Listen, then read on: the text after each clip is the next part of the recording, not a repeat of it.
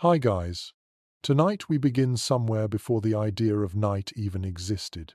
You stand at the edge of a world without fire, without houses, without the comfort of knowing what waits in the dark. The stars spill across a sky so thick with light it almost hums, and every shadow could be a predator. You probably will not survive this, at least not if you wander too far from the others. But that is what makes this moment real. It is raw, cold, and full of the heartbeat of everything that came before us. So, before you get comfortable, take a moment to like the video and subscribe, but only if you genuinely enjoy what I do here. And tell me where you are and what time it is as you listen. Now, dim the lights. You take a slow breath. The air tastes like rain on dust, mixed with the faint metallic scent of stones rubbed together. Around you, the planet is still new, wild, and utterly indifferent. There are no walls, no light bulbs, no buzzing alarms, just the night sky and the sound of your own breathing, the whisper of wind brushing tall grass. This is what sleep looked like for your earliest ancestors, millions of years before the first beds, before the first stories told by firelight. You crouch beneath a low tree, feeling the uneven ground against your legs. The earth is damp and cool, a soft cradle that shifts with every heartbeat. You listen. Far away, a branch snaps. The instinct that still lives inside your modern brain tells you to stay alert, to freeze and wait. Sleep, in this world, is a dangerous luxury. Back then, your kind shared this landscape with big cats, giant snakes, and things that moved silently enough to make the hair on your arms stand up. Yet even in that danger, something inside every living thing needed to rest. You imagine the first humans curling their bodies into the same shapes as the apes from whom they descended, knees tucked up, arms wrapped close, sleeping in bursts instead of long stretches. It was not peaceful in the way you imagine, but it was deeply connected to the pulse of nature. The rhythm of the world controlled everything. The sun fell, and darkness came not as an option but as an absolute. There was no way to fight it, no switch to flip, no blue screen glowing back at you. The body learned to yield, to slow, to drift. This surrender to darkness was the original wisdom of rest. A mainstream fact whispers through the night. Scientists studying modern hunter-gatherer tribes like the Hadza of Tanzania discovered that their sleep patterns are shorter but steadier, lasting about 6 or 7 hours with minimal interruption, and that they almost never suffer from insomnia. Their lives are shaped by daylight, not by clocks. They fall asleep when the world dims and wake when it brightens. There is something perfect in that simplicity. You can almost see them, a circle of people beneath the stars, their bodies glowing faintly in the reflected moonlight. The youngest lie close to their parents, heads resting against soft bundles of fur. An elder murmurs a low sound, a hum, maybe a half-remembered melody that carries just far enough to keep everyone anchored. The fire has not yet been invented, but there are still embers of warmth in the closeness of bodies. A fringe detail, half lost in anthropology, suggests that before fire, some species of early humans may have chosen to sleep in trees, their bodies adapted to balance even as they dozed. You picture it, a slow sway of branches, the creak of wood, the soft exhale of breath in rhythm with the wind. It sounds impossible, yet maybe that rocking motion is why you still fall asleep easier in a moving car or a hammock. Historians still argue whether these early sleepers were fully aware of the stars above them. Did they recognize the constellations as fixed, or did the sky shift too slowly for pattern to exist in their memory? The question lingers like mist, unresolved but beautiful. Maybe those ancient eyes simply saw the stars as eyes themselves, watching protectively from far away.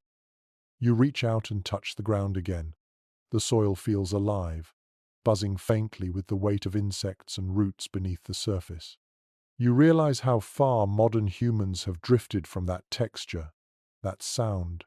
The hum of electricity replaced the hum of earth. The soft chirp of night animals became the static hiss of air conditioning. But here, in this imagined prehistory, the quiet is enormous. It presses gently against your ears until all you can hear is your own pulse. Sleep comes not as a command, but as a tide. You feel your eyelids grow heavy because there is nothing to do but rest. You have eaten. The air is cool. The stars do not blink. They just burn softly above you. Your muscles loosen because survival depends on being strong when the sun rises. It is not relaxation the way we think of it, but a kind of physical surrender.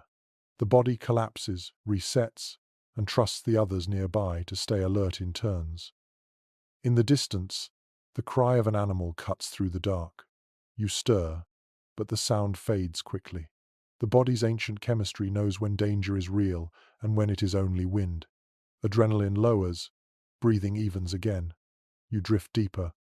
Imagine this: your modern mind, tangled in deadlines and phone screens, being slowly rewired to this rhythm. It would take days, maybe weeks, but eventually your inner clock would stop chasing minutes and start following shadows instead. You would wake with the light, not from an alarm, and sleep again when the air cools and darkness returns. It is strange to think that prehistoric people may have slept better than most of us do now. Their rest was unbroken by stress about tomorrow. They had no mortgages, no traffic, no glowing notifications. Their world was full of danger, yes, but it was danger they could see and smell and run from, not the invisible kind that hums through Wi-Fi signals and deadlines. The night deepens. The stars move imperceptibly across the sky, and your body moves with them. You feel the weight of time pressing softly against you, like the slow turning of the planet. Every breath is a reminder that this ancient peace still exists somewhere inside you, buried under the hum of your modern life. You close your eyes. The darkness feels warm now, not threatening. Your heartbeat slows to match the rhythm of crickets and rustling leaves.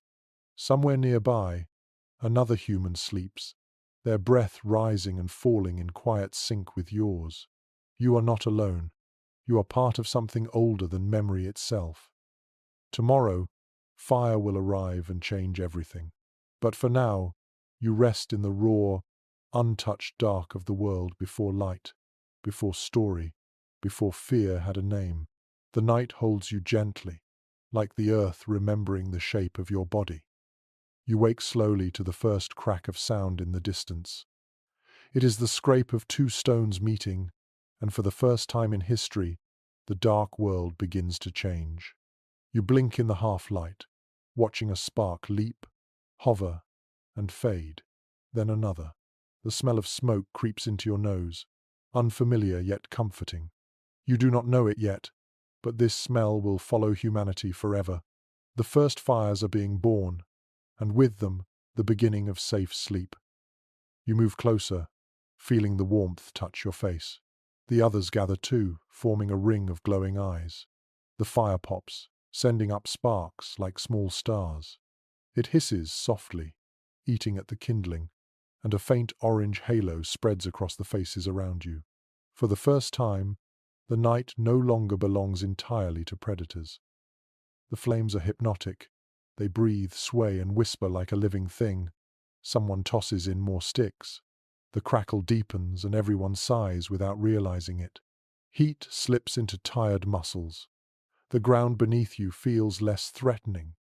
In that moment, the human world divides into two kinds of night, the one before fire and the one after. A mainstream historical fact flickers with the flames. Archaeologists at Wonderwork Cave in South Africa found evidence that early humans controlled fire nearly 1 million years ago. Ash layers, burned bones, and stone tools all tell the same story. That single discovery meant protection, light, and most of all, rest. Fire changed what it meant to sleep. Before this, every sound in the dark could have been the last thing you heard. Now, the soft roar of the fire becomes a lullaby. Its light pushes shadows farther away. Faces glow gold instead of fearfully pale. The circle of people grows closer, drawn not just by heat but by comfort. Safety, at last, has a scent: wood smoke and ash.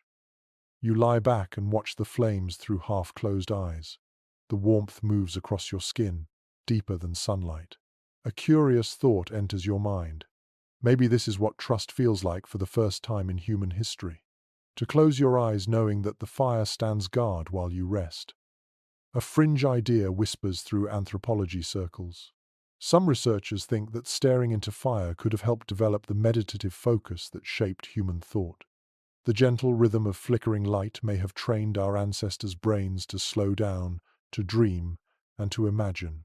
In that sense, fire was not just for cooking food, it may have cooked the mind itself. Historians still debate whether fire was first tamed by accident or intention. Did lightning strike a dry tree and leave behind a miracle? Or did someone, desperate and curious, learn through endless trial and error how to feed a spark until it lived? The truth may be lost to time, but the result remains in every candle and every hearth since. You stretch your legs closer to the warmth. The air feels thicker now, heavy with the smell of resin and char. Someone nearby hums quietly, their voice rising and falling in rhythm with the flames. You realize how sound itself becomes different in firelight, softer, rounder. Each note dances in the air and fades into smoke. The fire also changes the night's colors. Shadows become gold-edged. The dark no longer swallows everything but instead folds gently into the background. Above you, stars still shimmer, but their authority is weaker now. Humanity has made its own light, and even the constellations must share the sky. You watch a young child fall asleep beside their mother, the fire painting orange patterns on their faces. Sleep now comes not from exhaustion or safety in numbers, but from warmth, comfort, and rhythm. The gentle crackle replaces the rustle of wind. For the first time, dreams arrive easily. As you close your eyes, your thoughts slow, and the fire's movement seeps into your breathing. The crack of sap echoes faintly like a heartbeat. This, perhaps, is the beginning of storytelling. Soon these people will gather around the fire, not just for heat, but to speak, to share, to remember. The flickering shadows will teach them how to imagine. It is strange to realize that your modern relaxation, candlelight, campfires, fireplaces, all trace back to this same instinct. You sit before controlled danger and let it calm you. The fire holds your attention just enough to silence the endless chatter of thought. Maybe you have always known how to be still. You just forgot. A new rhythm of night emerges. Some people sleep while others tend the flame. The group becomes a breathing organism, awake and resting in turns. The watchful ones poke the embers, add dry branches, and hum low songs that keep both animals and nightmares at bay. Even the stars seem to lean closer, their reflections flickering in eyes half closed with peace. You imagine waking in the middle of the night. The fire has burned low, but it still glows. The world smells of smoke, and you hear someone shift beside you, mumbling softly in their sleep. There is comfort in that sound. You realize that this is where the idea of home begins, not walls or roofs, but shared safety. In your modern life, you can light a flame with the press of a switch, yet the peace it once gave has thinned. You chase warmth through screens and schedules, forgetting that your body still remembers the language of fire. That small pulse of orange light still stirs something deep inside you. The ancient self sighs and relaxes, whispering, "You are safe now. You can rest." A soft wind moves through the clearing, carrying the last curls of smoke upward. Sparks drift into the night like tiny, glowing insects. Somewhere in the darkness, a predator watches but does not come closer. The fire has changed the balance of the world. For the first time, humans own a piece of the night. You lie back again, hearing the faint pop of wood, the murmur of breathing, the hush between sounds that makes everything seem endless. The world turns slowly above you, and your eyelids grow heavy. The last thing you see before sleep takes you is the pulse of flame, reflecting in someone's eyes a shared heartbeat, a reminder that even in the wildest dark, warmth can be made. You drift, wrapped in the oldest kind of comfort. Fire keeps watch. The stars blink slowly overhead, and for the first time in all of human history, The night feels like a friend. The cave breathes around you. It smells of damp stone, smoke, and old air that has been trapped for centuries. You step inside slowly, one foot pressing into soft dust that has not been disturbed in years. The firelight flickers across the walls, and shapes begin to appear. Hands, animals, lines that spiral into nothing. You realize you are surrounded by the earliest traces of imagination. The cave is not just a shelter now. It is a mind made of rock. You move closer to the painted wall. The colors are earth and blood, ash and clay. Someone, tens of thousands of years ago, crouched here with a handful of crushed pigment and decided to make time visible. Every stroke tells you something that words had not yet been invented to say. You can almost hear their breath as they worked, steady and slow. The cave echoes softly with their memory. According to archaeological evidence gathered from sites such as Chauvet and Lascaux, humans were creating cave art as early as 30,000 years ago. These paintings were not random decorations. They were part of something much deeper. Many researchers believe that the act of painting was tied to ritual, storytelling, or even the preparation for dreams. The cave, cool and quiet, became both a temple and a bedroom for the mind. A curious note recorded by anthropologists tells of ancient people who sometimes slept inside these caves not for comfort, but for meaning. They believed that dreams born under painted ceilings carried messages from the animals themselves. Imagine lying beneath a swirl of ochre horses, eyes half open, drifting between worlds as the smell of pigment and smoke settles into your lungs. The exact purpose of these paintings still stirs debate among scientists and historians. Some see them as sacred art. Others suggest they were the earliest calendars or hunting guides. And a few daring voices propose that these images might have been created during trance states, perhaps induced by rhythmic drumming or flickering firelight. The truth remains hidden in shadow, much like the caves themselves. You sit against a cold wall, feeling the stone pull the heat from your back. The sound of dripping water echoes somewhere deep inside. Every drop lands with the rhythm of a heartbeat.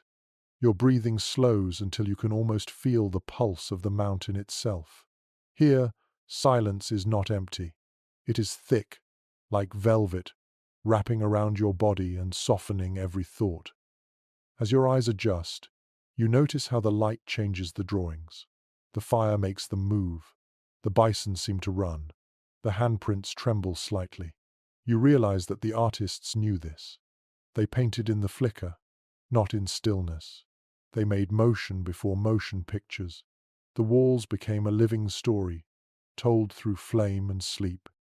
One rarely mentioned observation from studies of early caves notes that the acoustics inside certain chambers are extraordinary. When someone spoke or sang, the echoes multiplied and danced back, creating a sound like many voices at once. Some researchers believe that prehistoric people chose specific chambers for sleeping and painting because of this resonance. It made them feel surrounded, protected, even when alone. You press your hand to the wall. The stone is cool, rough, unyielding, yet you can feel the weight of thousands of nights like this one. People huddled close, resting between hunts, whispering in the dark. Maybe they dreamed of the animals above them. Maybe they dreamed of becoming them. The boundary between waking and sleeping was thinner here than anywhere else. Outside, the world was harsh and unpredictable. Inside, the cave offered constancy. The rock did not change. The temperature stayed steady. It was a womb of earth. You can see why prehistoric people trusted these spaces with their most fragile moments of rest. In the half-darkness, surrounded by the ghosts of painted beasts, the human mind could wander safely. The soft hum of the fire fills the air again. Smoke drifts toward the entrance, curling upward into the night. Someone murmurs a sound that could be a prayer or a lullaby. It is impossible to tell the difference. Both are ways of asking the world to be kind while you sleep. The more you look, the more you see that stillness itself was an art form here. Sleep was not rushed or forced. It arrived naturally, as part of the rhythm of existence. The people of this age did not battle restlessness or chase productivity. Their time belonged to the cycle of day and night, hunger and satisfaction, wakefulness and surrender. You close your eyes again, leaning against the wall. The rock is unforgiving, but it feels solid, eternal. Somewhere deep in the cave, water continues to drip, steady and patient. Your breathing falls into the same pattern. For a moment, you forget your modern world entirely. There are no alarms here, no screens, no endless lists, only stone, warmth, and sleep. As you drift, an image from the painted ceiling stays behind your eyelids, a running horse, its mane flickering in the firelight. You sense what those ancient artists must have felt, that sleep and dreaming were not escapes from life, but extensions of it. The dream was simply another kind of seeing. When you finally fall asleep, it is the kind of rest that feels like being swallowed gently by the earth. The air is cool, the darkness absolute. Your last thought before drifting away is that these caves still exist, still holding the memory of 1,000 ancient breaths. Somewhere in that deep silence, the first dream of humanity still stirs. The air outside the cave feels different now. It tastes lighter, fresher, touched by the scent of grass and wet leaves. You walk across a clearing, and your feet sink slightly into the ground, soft from the previous night's dew. The sun has not yet risen fully, but a faint silver glow spills over the trees. This is where the next part of the story begins, where humans start learning from the creatures they share the world with. Before houses, before even permanent camps, people watched how animals slept. They saw that some curled up in the high branches, rocking gently with the wind. Others dug shallow hollows in the earth and lined them with leaves. A few, like lions or wolves, rested together for safety and warmth. Humans learned by imitation. They built their first beds, not from invention but from observation. Archaeological findings from sites in South Africa suggest that humans were crafting grass-lined sleeping platforms at least 200,000 years ago. Layers of plant material mixed with traces of ash hint at deliberate construction, not random debris. The grass softened the ground, kept insects away, and made the sleeping space smell clean. Imagine lying on that bed, the fragrance of crushed herbs rising with every breath, the body easing into the shape of the earth. A small but fascinating note from primate research adds another layer to this story. Great apes, like chimpanzees and gorillas, build new nests each night by bending branches into careful patterns. Their nests are sturdy, elevated, and surprisingly comfortable. Scientists have even found that apes sleep more deeply when their nests are well made, much like humans with a fresh bed. It makes you wonder whether our species' love for clean sheets and plumped pillows began in those same treetops. Some experts continue to debate how often early humans actually slept above ground. Did they prefer branches like their ape cousins? Or did they risk the forest floor for the sake of warmth and stability? There are no definite answers, only hints left behind in fossilized soil and scattered bone fragments. What is certain is that these choices shaped not just comfort but evolution itself. Sleep was survival. You picture yourself lying in one of those nests. The branches cradle your back. The air moves softly through the leaves. The smell of green life is everywhere. Below you, insects hum like a faint lullaby. Every sound feels alive but distant. You can rest without fear of snakes or prowling animals. You are suspended between earth and sky, safe in a bed built by instinct. The experience changes how you think about sleep. You begin to realize that resting well was once an act of intelligence, not indulgence. To find the right materials, the right position, the right distance from danger required observation and memory. In a world without mattresses, every good night's sleep had to be earned. Later, as people moved to open plains, they adapted again. The treetop beds became mounds of grass or shallow pits lined with leaves. These weren't random piles. Some were arranged in circular patterns, almost like tiny nests within larger communities. When you lie down in one of these, the ground molds itself to your body, a primitive version of what would someday be called ergonomic design. There is a small peculiar detail uncovered in a few ancient settlements. People sometimes burned aromatic plants near their sleeping areas. The smoke kept insects away, but it also released calming scents. Wild basil, sage, and other herbs were common choices. Whether they knew it or not, they were inventing the first natural sleep aids. The air would have been filled with a mixture of warmth and spice, soothing the senses into rest. Even today, your body remembers this connection. You buy lavender oil, light candles, or play soft sounds to calm yourself before bed. But all of those are echoes of something much older. The rhythm of the natural world still whispers to your nerves, telling them when to quiet down. The sun climbs higher now, filtering through the trees. Shadows stretch and fold around the nests. Some of the group are already awake, stretching slowly, their hair glinting with dew. Others still lie half asleep, eyes fluttering in dreams. It is easy to imagine their thoughts perhaps of running, of fire, of animals seen and admired. The mind at rest was always a place of motion. You watch a mother carefully gathering new grass, replacing the old bedding for the coming night. The act is small, almost invisible, but deeply tender. She smooths it down, checks for insects, arranges a few leaves near her child's spot. In that simple gesture, the concept of care becomes visible. Sleep is no longer only about surviving until dawn. It is about comfort, family, continuity.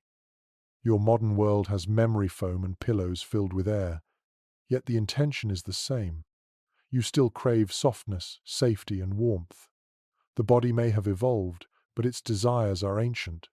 The smell of fresh grass or clean linen is the same kind of invitation, a message that says, you can rest now.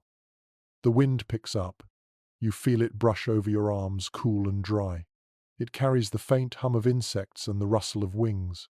Somewhere nearby, a group begins to gather food, while others pack their tools. The day's work starts slowly, but everyone knows that night will come again. They will rebuild their nests, settle in close, and drift together under the stars. Before you leave, you take one last look at the sleeping spots, each one unique yet similar. They are small circles of peace carved out of a vast, unpredictable world. You realize that sleep was humanity's first act of trust, a decision to close the eyes and believe that morning would return. Night falls again, but this time you are far from the caves and the green nests. The air here feels heavier, stretched across the vast plain. There is no fire tonight, no light except for the quiet shimmer of stars reflected on distant pools of water. The world is older than any calendar, and time itself does not yet exist in the way you know it. You walk through that darkness and realize that, for most of human history, people slept without clocks, schedules, or alarms. They slept when the world told them to. You tilt your head back and watch the sky. It looks endless. The stars do not sparkle like in pictures. They burn steadily, 1,000 silent fires in a black ocean. The moon has not risen yet, and so the world is full of shadows. You hear animals moving somewhere out there, soft steps, slow breathing, the occasional call echoing across the grasslands. Yet you feel calm. The darkness is not an enemy tonight. It is a signal. According to studies of modern hunter-gatherer groups such as the San of the Kalahari and the Hadza of East Africa, humans once slept in patterns guided entirely by natural light and temperature. When the heat of the day faded, the body cooled and began to shut down on its own. When dawn arrived, it stirred again. There was no sense of bedtime, only a gentle surrender to rhythm. One fascinating observation comes from scientists studying how the body reacts to total darkness. They found that after several days without artificial light, people begin to sleep in two distinct segments. They drift off for a few hours, wake quietly in the middle of the night, then fall asleep again until morning. This cycle feels instinctive, peaceful, even natural. Perhaps that is how prehistoric people lived every night without fighting the body's own pulse. Experts still discuss whether this pattern was shaped by biology or by circumstance. Did humans evolve for two phases of sleep because it matched the environment? Or did it arise from the need for nighttime watchfulness? There are no firm answers, only the sense that your ancestors knew how to live with darkness, not against it. You crouch down and run your hands through the cool grass. Dew clings to your skin like fine silk. The air carries the scent of soil and old rain. Somewhere nearby, someone exhales softly in sleep. The sound is faint, but grounding. You realize how strange it is that modern people fight so hard to control sleep, timing it with precision, while the earliest humans simply trusted their surroundings to decide for them. Imagine what that must have felt like, to be free of glowing screens, of ticking clocks, of the pressure to wake at a certain hour. The night itself dictated rest. When the stars were bright, you might stay awake a little longer, talking or humming. When clouds covered the sky, the darkness deepened, and you drifted sooner. The body and the earth spoke the same language. A small, overlooked clue from anthropology adds color to this picture. Some ancient groups, it seems, recognized different parts of the night with names instead of hours. The early dark, when the last birds fell silent, had one name. The deep stillness before midnight had another. The faint paling of the horizon, a third. These were the markers of time before numbers, gentle cues that told the body where it was in the night's journey. The absence of time created its own serenity. Without counting hours, you could rest without guilt. If you woke for a while, it was simply part of the night's natural breathing. You could sit up, tend a small ember, share a whisper, or stare at the stars until drowsiness returned. There was no frustration, no sense of failure, only the rhythm of dark and light, work and rest, breath and silence. You lie down on the earth. The ground is cool, uneven, alive. A soft hum of insects rises from somewhere close, joined by the distant croak of a frog. It is not noise, it is the night's heartbeat. Your eyes close naturally, not from exhaustion but from surrender. There is no clock to tell you how long it takes. Time itself softens, blurs, and dissolves.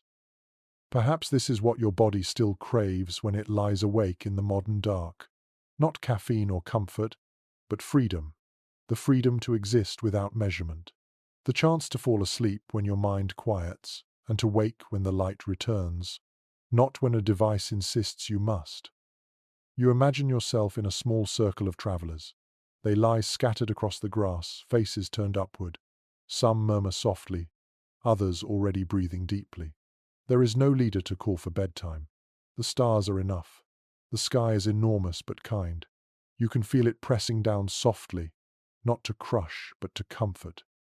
The night deepens and a faint breeze moves across your skin. It feels like a hand smoothing your hair, patient and wordless. Somewhere in that wind, you sense the rhythm of all the sleepers who came before you, the countless bodies that trusted the earth to hold them, while the sky kept watch. Your breathing slows. The grass shifts beneath you. The first hint of dew forms on your eyelashes. Time no longer matters.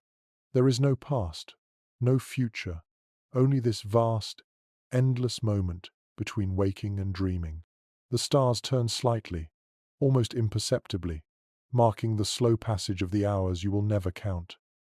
You wake briefly in the middle of the night. The stars have shifted, the air is cooler, and a thin mist lies close to the ground. Around you, the others are still. Their breathing rises and falls in slow, even rhythm. You stare up at the darkness and feel oddly alert, your thoughts calm but awake. Then, after a while, sleep returns, as soft as fog closing around your body. This pattern of waking and sleeping twice in a night is older than civilization itself. Long before the word insomnia existed, people understood that rest came in phases. They had what some historians call the first and second sleep, separated by a quiet interval in the middle of the night.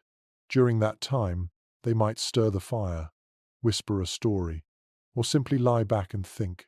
The body accepted this rhythm as natural, not broken.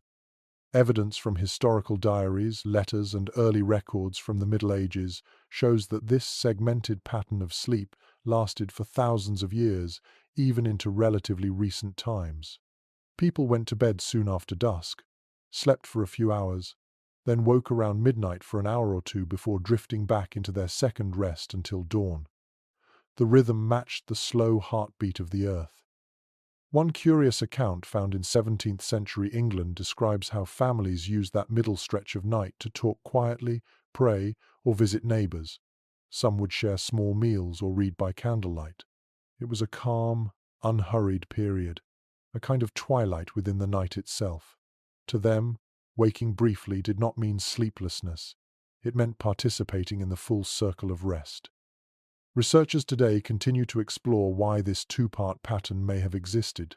Some believe it came from biology, linked to natural melatonin cycles that respond to light and temperature. Others think it evolved from the need for safety, giving groups a chance to rotate watchfulness. Whatever the reason, it fit the pace of the world in ways that modern life no longer allows. You sit up now, half dreaming, half awake. The fire is a faint orange line in the distance. The air smells of smoke and cool grass. Somewhere an owl calls, its voice deep and hollow. You feel peaceful in this in-between space, where thought drifts easily, unhurried by daylight or task. The silence feels generous. Modern science offers an interesting echo of this ancient habit.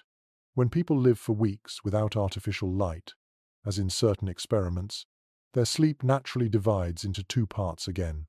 The body, freed from electric glow and clock-bound schedules, returns to its old rhythm within days. It seems the need for a single unbroken night's sleep might be more cultural than biological. You close your eyes and imagine those ancient nights. A family stirs near the fire, someone humming softly to soothe a restless child. Beyond them, the world remains vast and dark, stretching toward the horizon. The fire crackles gently, and a few sparks drift upward like faint stars.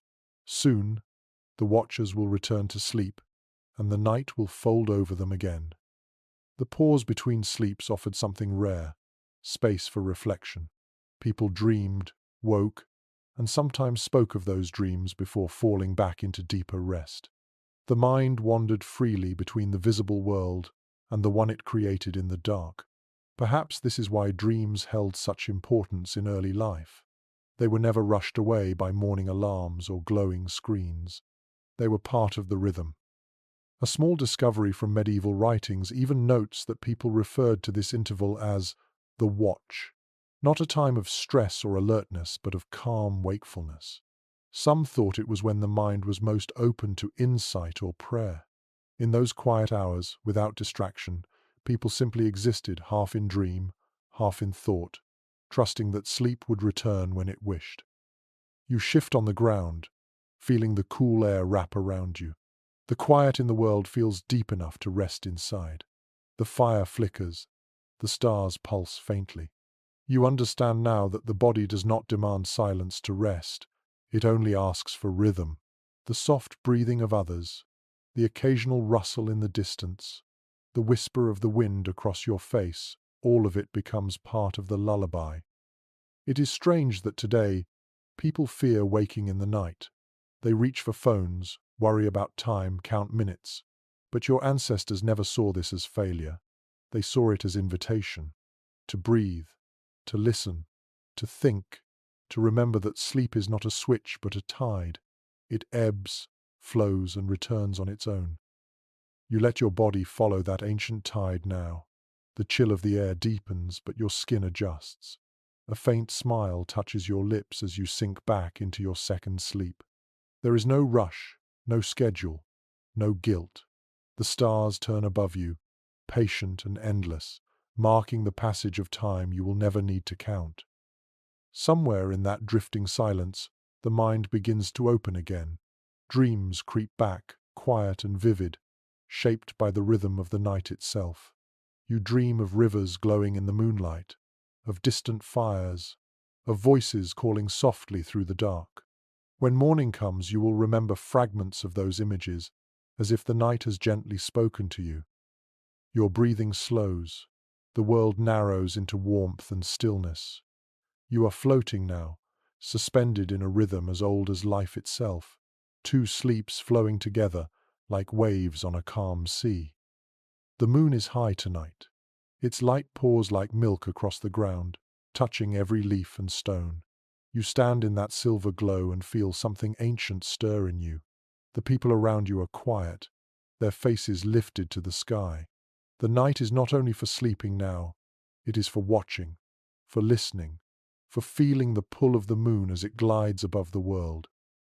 In many parts of early human history, moonlight shaped how people lived after sunset. It decided when to hunt, when to gather, and even when to rest. The lunar cycle became a natural calendar long before writing or mathematics. According to traces found in Paleolithic carvings and notched bones, early people may have counted nights by following the changing face of the moon. The rhythm of sleep and activity followed that glowing clock in the sky. There is a quiet beauty in this pattern. When the moon was full, nights were brighter and safer. People stayed awake longer, talking, working, or performing rituals. During the new moon, when darkness returned, the world rested again. You can still feel that rhythm in your own body. On some nights, when the moon is strong, you find yourself restless for no reason, your mind wide open. It is an echo of the same lunar pulse. An intriguing story passed down through folklore tells that some communities believed the moonlight carried healing power. They would place sick children under its glow, or lay tools in its light to draw out bad spirits. Others thought dreams were clearer on moonlit nights, and that one could glimpse truths from the other world while half asleep. Whether real or imagined, those beliefs gave meaning to sleeplessness. The moon turned wakefulness into wonder. The question of how much moonlight truly affects human sleep still divides scientists. Some studies claim that bright lunar phases slightly reduce melatonin levels, making sleep lighter. Others dismiss this, saying that modern light pollution hides any measurable effect. Perhaps the answer is not in data, but in memory. Our bodies might remember a time when the moon's brightness truly mattered, when it decided whether you stayed awake or drifted away. You walk a little farther, stepping through the tall grass that shimmers faintly under the glow. The world looks softer, less threatening. The shadows are gentle, filled with silvery edges instead of black voids. Somewhere ahead, a few people move together, their feet silent. You can hear their low voices blending with the night breeze. They are performing a moon ritual, though they have no word for it yet. They dance slowly around a small circle of stones. The movements are simple steps, turns, pauses, but they feel deliberate. The moon watches quietly. There is no music, only the sound of feet brushing the ground. You sense that the rhythm itself is a kind of prayer. Sleep and wakefulness blur here, because both belong to the same flow of life. Archaeological research on ancient settlements reveals traces of gatherings that seem to occur monthly, likely timed to full moons. These nights offered not just social connection but emotional safety. People could see each other's faces, share stories, and reaffirm bonds before the dark weeks returned. It was both a festival and a reminder. The night could be beautiful, not only dangerous. You sit nearby, letting the moonlight rest on your skin. It feels cool, almost electric. The scent of wildflowers floats in the air, mixed with faint smoke from the earlier fire. For a moment, you understand what those early people must have felt, something between calm and awe, a sense that the universe was breathing with them.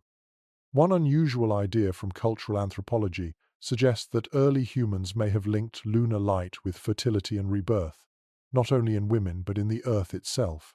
The moon became a motherly presence, her phases matching the cycles of growth and decay. Under her glow, people trusted that life would return, that morning would come again.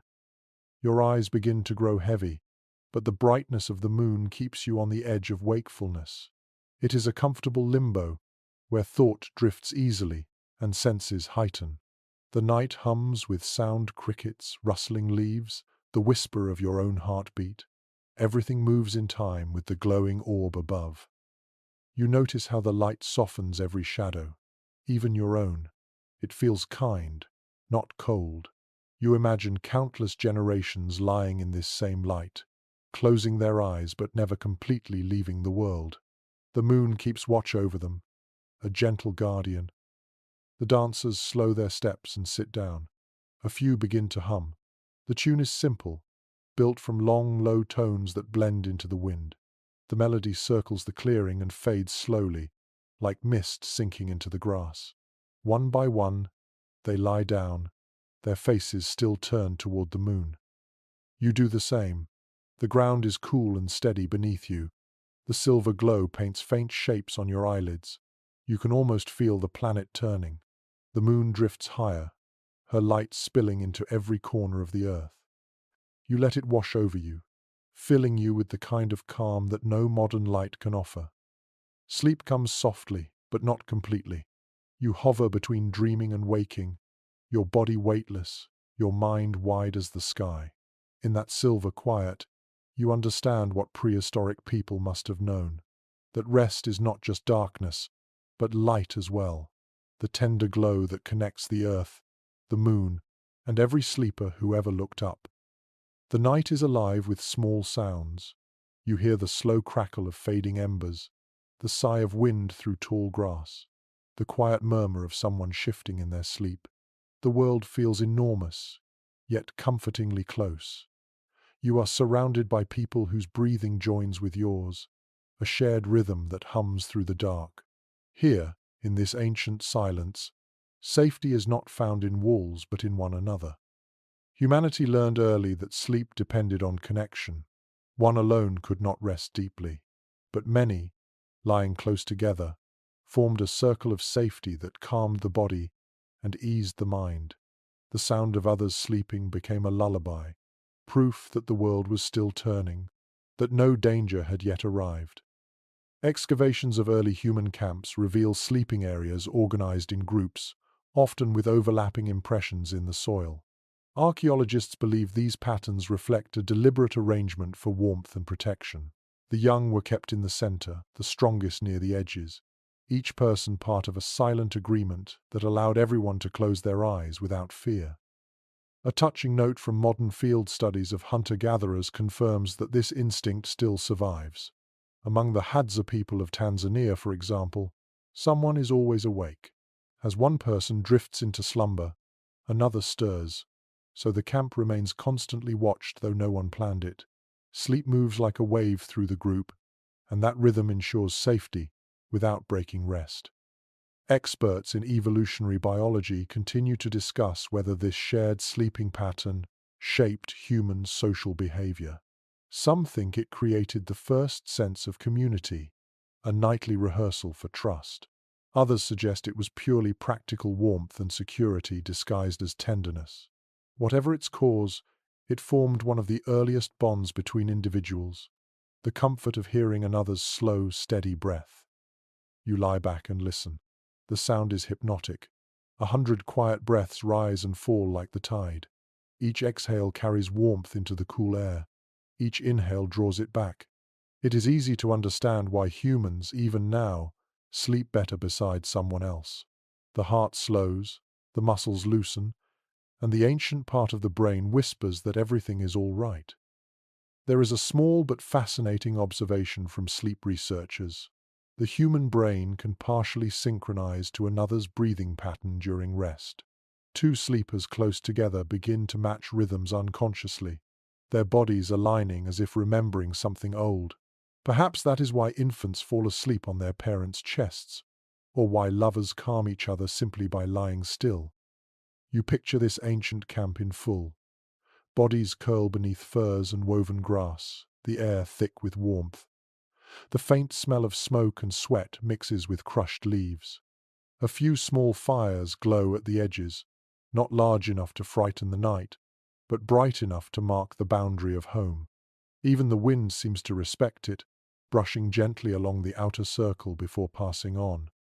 From somewhere in the dark, a low hum begins. It is not song exactly, more like vibration, a sound that feels older than words. Others join in softly, their tones overlapping. The hum fills the air, steady and soothing. It blends with the breathing, the heartbeat, the rustle of the grass. This is not performance, it is reassurance, a collective reminder that the group is whole. Anthropologists studying traditional communities have found that such nighttime sounds are not accidental. Quiet humming, whispering, or gentle speech can signal safety, ward off loneliness, and regulate emotion. The human nervous system, sensitive to sound, relaxes when it detects familiar voices. The ancients may not have known the term nervous system, but they understood the feeling. One peculiar discovery in early settlement sites shows that some sleeping areas were built close to running water. The constant murmur of streams or waves masked sharp noises, creating a natural form of white noise. Even without knowing it, prehistoric people may have chosen soundscapes that helped them rest. The same principle explains why modern people use recordings of rain or ocean surf to fall asleep. You shift slightly, wrapping a piece of animal hide tighter around you. The fabric smells of smoke and salt. The ground beneath you is uneven but strangely comforting. The warmth from those beside you seeps through the air. You are not alone, and that makes all the difference. There is a phrase that might fit this moment: the sound of safety. It is not loud or musical. It is the quiet chorus of life continuing just beyond your closed eyes. Every rustle, every sigh, every deep exhale confirms that the night is peaceful. This collective sound once kept your ancestors alive. You let that sound carry you. The low hum of voices fades. The breathing settles again. The fire sighs softly and then grows quiet. The night is perfectly still, holding the group in its cool hands. You drift somewhere between wakefulness and sleep, aware of every breath but no longer counting them. Before your mind slips fully away, you think of how this moment echoes in the modern world. The comfort of hearing footsteps in another room, the faint chatter from a neighbor, the hum of a distant city, all those things are versions of the same lullaby. They remind your ancient instincts that you are not alone. You close your eyes. The air is warm against your skin. The sound of shared breathing grows softer, blending into the darkness until it becomes silence itself. Sleep arrives without effort, drawn in by the simple reassurance that someone, somewhere nearby, is still awake. The night begins gently, but far away a sound slices through it. A distant growl, low and uncertain. You freeze, your breath shallow, eyes open to the dark. The others around you are awake too. Nobody speaks. Everyone listens. The sound comes again, closer this time. It is not imagination. Fear has returned to the night. This is how most of human prehistory felt once the fires burned low. Every rustle could be a predator. Every shadow could be movement. People slept lightly, the body poised between rest and readiness. Even in slumber, the mind kept one ear open. The ancient brain, the one still hidden inside you, never truly trusted the dark. Archaeological remains of early campsites show that sleeping circles were not chosen at random. Many were built near cliffs or water, with one open side facing terrain that could be easily watched. Some scientists believe these locations were chosen precisely for the ability to hear danger coming. Sleep and survival were intertwined in a delicate balance of vigilance and vulnerability. A curious account from field studies of modern tribes who live much as early humans did reveals that even today, people rarely sleep through the night in total silence. There is always someone who stirs, someone who listens. The pattern is almost musical, a rhythm of awareness passing through the group. That shared sensitivity kept ancient people alive when predators prowled the edges of firelight. The question of how fear shaped the evolution of sleep still intrigues researchers. Some think humans developed the ability to dream as a form of rehearsal for threats, a way for the mind to practice reacting safely. Others argue that sleep itself became lighter and more flexible because of danger, allowing the brain to wake instantly when needed. There is no final answer, only evidence written into the instincts you still feel today. You stare into the darkness and imagine the predators that once ruled these nights. Big cats whose eyes glowed amber in the dim light. Hyenas with laughter that sounded almost human. Snakes that moved without sound. To survive them, people learned to cooperate, to take turns, to share watch duties. Fear, in its own way, became a teacher. A strange but captivating detail found in cave sites suggests that people sometimes left fire-charred bones arranged deliberately near sleeping areas, as if to signal to animals that humans were close. The smell of smoke and ash created an invisible boundary. Whether it truly worked or not, the ritual itself reveals how much thought went into the art of safe sleep. You pull your hide blanket tighter. The night feels larger now. Your pulse quickens, echoing the same rhythm your ancestors must have felt when they sensed movement nearby. For them, fear was not a flaw. It was part of awareness, an early warning system older than language. Every heartbeat was a reminder to stay alive until morning. The fire flickers again, fed by someone half awake. Sparks leap upward, scattering like brief stars. The warmth returns, carrying the familiar scent of burning wood. The group relaxes, just a little. A few soft whispers rise and fade, reassurance in the shape of sound. The growl does not return. The silence grows deep again. Biologists who study animal behavior note that many predators are less active when light is present. Even a weak glow, firelight, torches, or reflected moonlight might have been enough to give humans an edge. The fire not only warmed the body but calmed the nervous system. The orange light became a signal that safety was near, a visual lullaby. You lie back down, muscles still tense. Your body remembers that tension, even if your world no longer needs it. It is the same reaction that startles you awake after a loud noise, the same instinct that makes your heart race when you hear footsteps in the dark. Those sensations are not modern anxiety, they are fossils of survival. One of the most mysterious traces of ancient fear is found in dream studies. People across cultures and ages dream of being chased. It is among the most common human experiences. Perhaps those dreams are not random at all, but inherited memory, a rehearsal for danger passed down from nights like this one. The fire pops softly again, and you exhale. The moment of fear fades, replaced by relief. You realize that even fear has its rhythm, tense, alert, then releasing. It makes the return of calm feel richer. Without danger, peace would lose its sweetness. That is something your ancestors knew instinctively. You glance around the sleeping circle. Faces are calm again, eyes closed, the glow of embers painting them in warm light. One person still sits upright, keeping quiet watch. Their silhouette moves slightly, scanning the darkness. You feel gratitude without words. That single watcher is enough to let you drift back into dreams. The night breathes again. The grass rustles, the fire hums, and your body sinks into the ground. Fear lingers somewhere on the edge of awareness, but it no longer rules you. It has turned into a guardian, keeping you alert yet allowing sleep to return. You close your eyes and let that rhythm carry you. The balance between caution and comfort has always been fragile, yet it is what made rest possible. You are safe now, not because the world is quiet, but because someone is listening.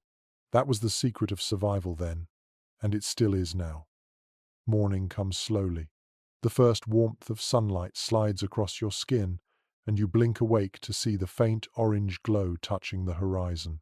The fire has died into ash, but its smell lingers in the air, mixed with the sweetness of grass and damp soil. You stretch, your body stiff from sleeping on the ground, and feel something both ordinary and miraculous, the relief of waking up alive.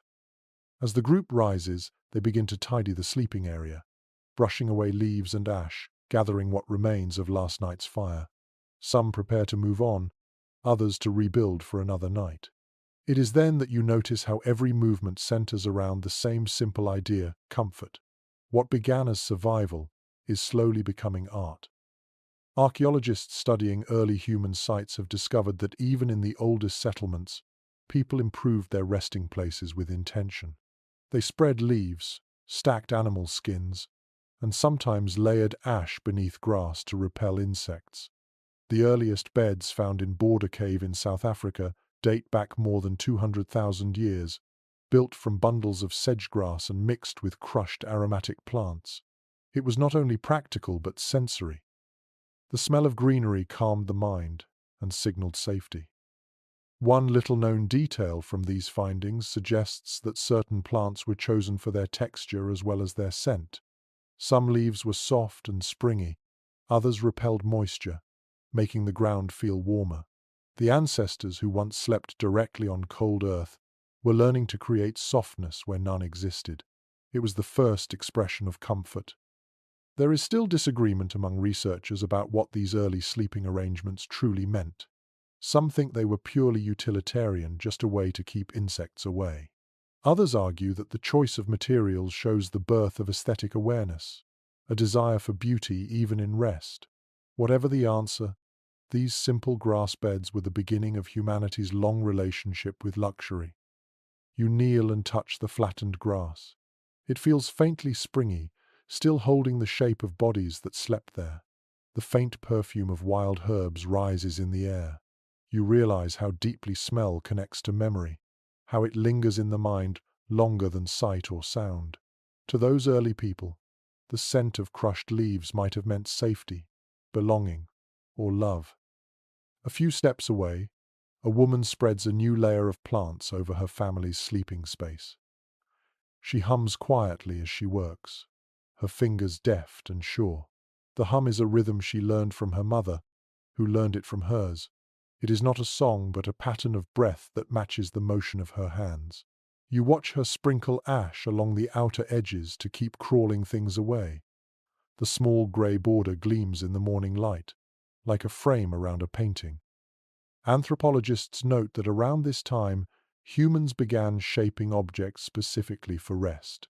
Skins were softened, woven mats appeared, and the first head supports were carved from wood or stone. These were not yet pillows, but the idea was there to cradle the head, to align the body, to transform rest into restoration. Even now, the instinct to fluff a pillow or smooth a sheet before sleep is a quiet echo of this ancient need for care. One intriguing discovery from Northern Europe revealed that early people sometimes lined their bedding with feathers, likely scavenged from birds they hunted. The feathers added insulation and softness, a touch of comfort unimaginable just a few generations before.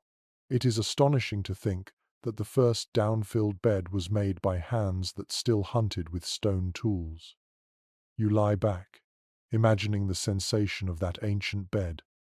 The grass bends gently beneath you. The scent of smoke and herbs rises with each breath. Your head rests against a bundle of soft skins. The ground feels alive but kind, neither too firm nor too yielding. You can almost hear the faint hum of insects outside the shelter, their rhythm blending with the pulse of your own heartbeat. The world is changing. Sleep, once purely about survival, is now about recovery. The difference is small but immense. People no longer rest only when exhaustion demands it. They rest to feel well, to dream, to think. You can sense the beginning of humanity's long journey toward comfort and creativity. A single carved object, found in what is now Kenya, may have served as a pillow or a symbolic resting stone. Its surface is smoothed from use, the edges polished by countless nights of contact. Such an object speaks of care, of familiarity, of a place that feels like home. For the first time, sleep is not only an act of instinct, but an act of choice. You glance around and see others preparing their spaces too. They share tools, laughter, and quiet conversation. The smell of morning fires drifts through the air, mingled with crushed grass and smoke. The scene feels peaceful. The struggle of survival is still there, but it now coexists with moments of tenderness. The night no longer owns them completely. You settle again, eyes half closed, letting the sunlight warm your face. The ground feels softer than it did yesterday, or maybe your body has learned its language. You understand now why sleep mattered so deeply. It was the time when fear released its grip, when people could rebuild their strength and spirit.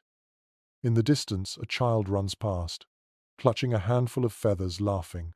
The sound rings clear and bright, blending with the morning breeze. You smile without meaning to. Rest and joy, it seems, have always been intertwined. You close your eyes for a moment, feeling the warmth seep through your skin, and think about how far this small group has come. From curling in branches to crafting beds of grass and herbs, from trembling in darkness to humming at dawn, they have turned survival into comfort and comfort into art. Night falls again, and the fire glows softly. The air hums with the sounds of insects, crackling wood, and distant water. You lie back and stare at the darkness above, no longer afraid. Tonight feels different. Sleep has become a space not only for rest but for something deeper. As your eyelids grow heavy, you understand what the ancients believed, that dreams were not private illusions but messages, bridges between the living and the unseen. Long before written history, people looked to their dreams for meaning. Archaeological findings suggest that rituals surrounding sleep existed even in early tribal societies. Small charms made of bones or carved stones were often placed beside sleeping spaces, perhaps to invite good visions or protect against bad ones. To those who lived by instinct, the boundary between waking and dreaming was not as sharp as it is for you. Both worlds were equally real. Ancient stories that survived through oral tradition speak of dream journeys, hunters who followed animal spirits across the dark, healers who received knowledge in sleep, elders who met the dead in the quiet of night. For them, dreams were not random. They were guidance, revelation, sometimes even prophecy. A particularly intriguing detail comes from early burial sites where people were found lying with small symbols painted on their eyelids. Some researchers think this gesture was meant to help them see in the afterlife, carrying the power of dreams beyond death. Imagine the tenderness of that belief, that sleep and death were simply two sides of the same door, and dreams were the key that opened it. The scientific community still discusses why humans dream at all. Some neuroscientists see dreams as the brain's way of processing memory, while others think they help regulate emotion. Yet even today, no one fully understands their purpose. The mystery remains, and perhaps that is part of their beauty. Your ancestors may have known something modern minds have forgotten, that the unknowable has its own kind of wisdom. You shift slightly, watching the sparks drift upward. The group around you has grown quiet. Someone sighs softly, another murmurs in sleep. You imagine their dreams spilling into the night air, mingling together like smoke. Each vision unique, yet somehow connected. Perhaps that is how early people saw it, that every dream was part of a larger conversation, one that linked every mind to the great silence of the world. One curious observation recorded by anthropologists studying traditional societies is that people often share their dreams in the morning, not as gossip but as part of community life. A hunter might describe a dream of an animal and take it as a sign of where to find food. A mother might speak of a troubling image and ask the elders to interpret it. Dream sharing was both therapy and ceremony, a reminder that the night had meaning. You close your eyes now, drifting toward your own dream. The fire's glow seeps through your eyelids, painting faint shapes behind them. You hear a rhythmic hum, slow and deep, and your mind begins to travel. In this half-dream, you see a wide river glimmering under the stars. The water flows quietly, carrying small reflections of light that seem alive. You reach toward it, and your hand touches cool air instead of water. You realize the river is not real, but it feels real enough to teach something you do not yet understand. Across countless ages, people tried to explain that feeling, the sense that dreams held truth. Some said the gods spoke through sleep. Others believed the spirits of ancestors visited to offer protection. Even in cultures far apart, the same pattern appears, the belief that what you see at night matters, that it is not illusion, but revelation. A small finding from early Mesopotamian clay tablets shows detailed instructions for dream incubation. People would lie down in temples dedicated to healing or prophecy, hoping to receive answers while they slept. They described their dreams to priests who interpreted them as divine messages. You can imagine the quiet in those places, hundreds of sleepers waiting for wisdom to arrive. The question of where dreams come from still fascinates modern thinkers. Some see them as random signals, a kind of internal static. Others insist they are the voice of memory, organizing chaos into story. But even the most scientific explanations cannot erase their strangeness. You can measure the brain's activity, but not the texture of a dream, not the way it feels when you fly or fall or meet someone who has long been gone. You take a deep breath. The smoke from the fire is sweet and soft, the air warm against your skin. Sleep folds around you, and your mind begins to drift again. Somewhere in that space between thought and oblivion, you meet faces you do not know, voices you cannot name. They speak in symbols, in colors, in feelings.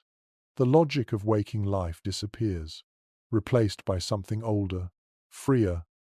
When you wake in the grey light before dawn, the dream slips away like mist. You try to remember it, but it dissolves too quickly. What remains is the sensation that it meant something, even if you cannot say what. The others are stirring too, rubbing their eyes, stretching, murmuring softly about their own visions.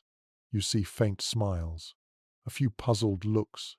The night's stories will soon be shared around the fire. You realize that, in every age, people wake this way, half remembering, half forgetting, but always wondering. The dream may be gone, but its trace remains, like the scent of smoke on your skin. The night deepens, and the air grows cool. You sit beside the fading fire, the embers glowing like small red eyes in the dark. Overhead, the sky stretches wide and clear, filled with more stars than you could ever count.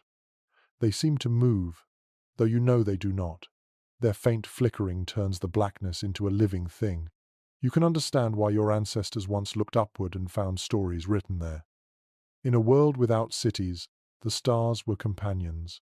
They were the lanterns that guided travel, the markers of season and time, and the silent witnesses to every human breath. Archaeological findings from megalithic sites show that people were already observing constellations tens of thousands of years ago, long before agriculture or writing. The sky was their first calendar and their first myth. Some anthropologists suggest that people's sleeping spaces were often arranged so they could see the stars through gaps in the rock or the roof. The night sky acted as both a ceiling and a map. Lying beneath it, the stars seemed close enough to touch. When sleep came, it came under their gaze, and perhaps that made the dark less lonely. There is a detail from oral traditions among the San people of southern Africa that adds color to this thought. They say the stars are the campfires of spirits who sleep in the sky.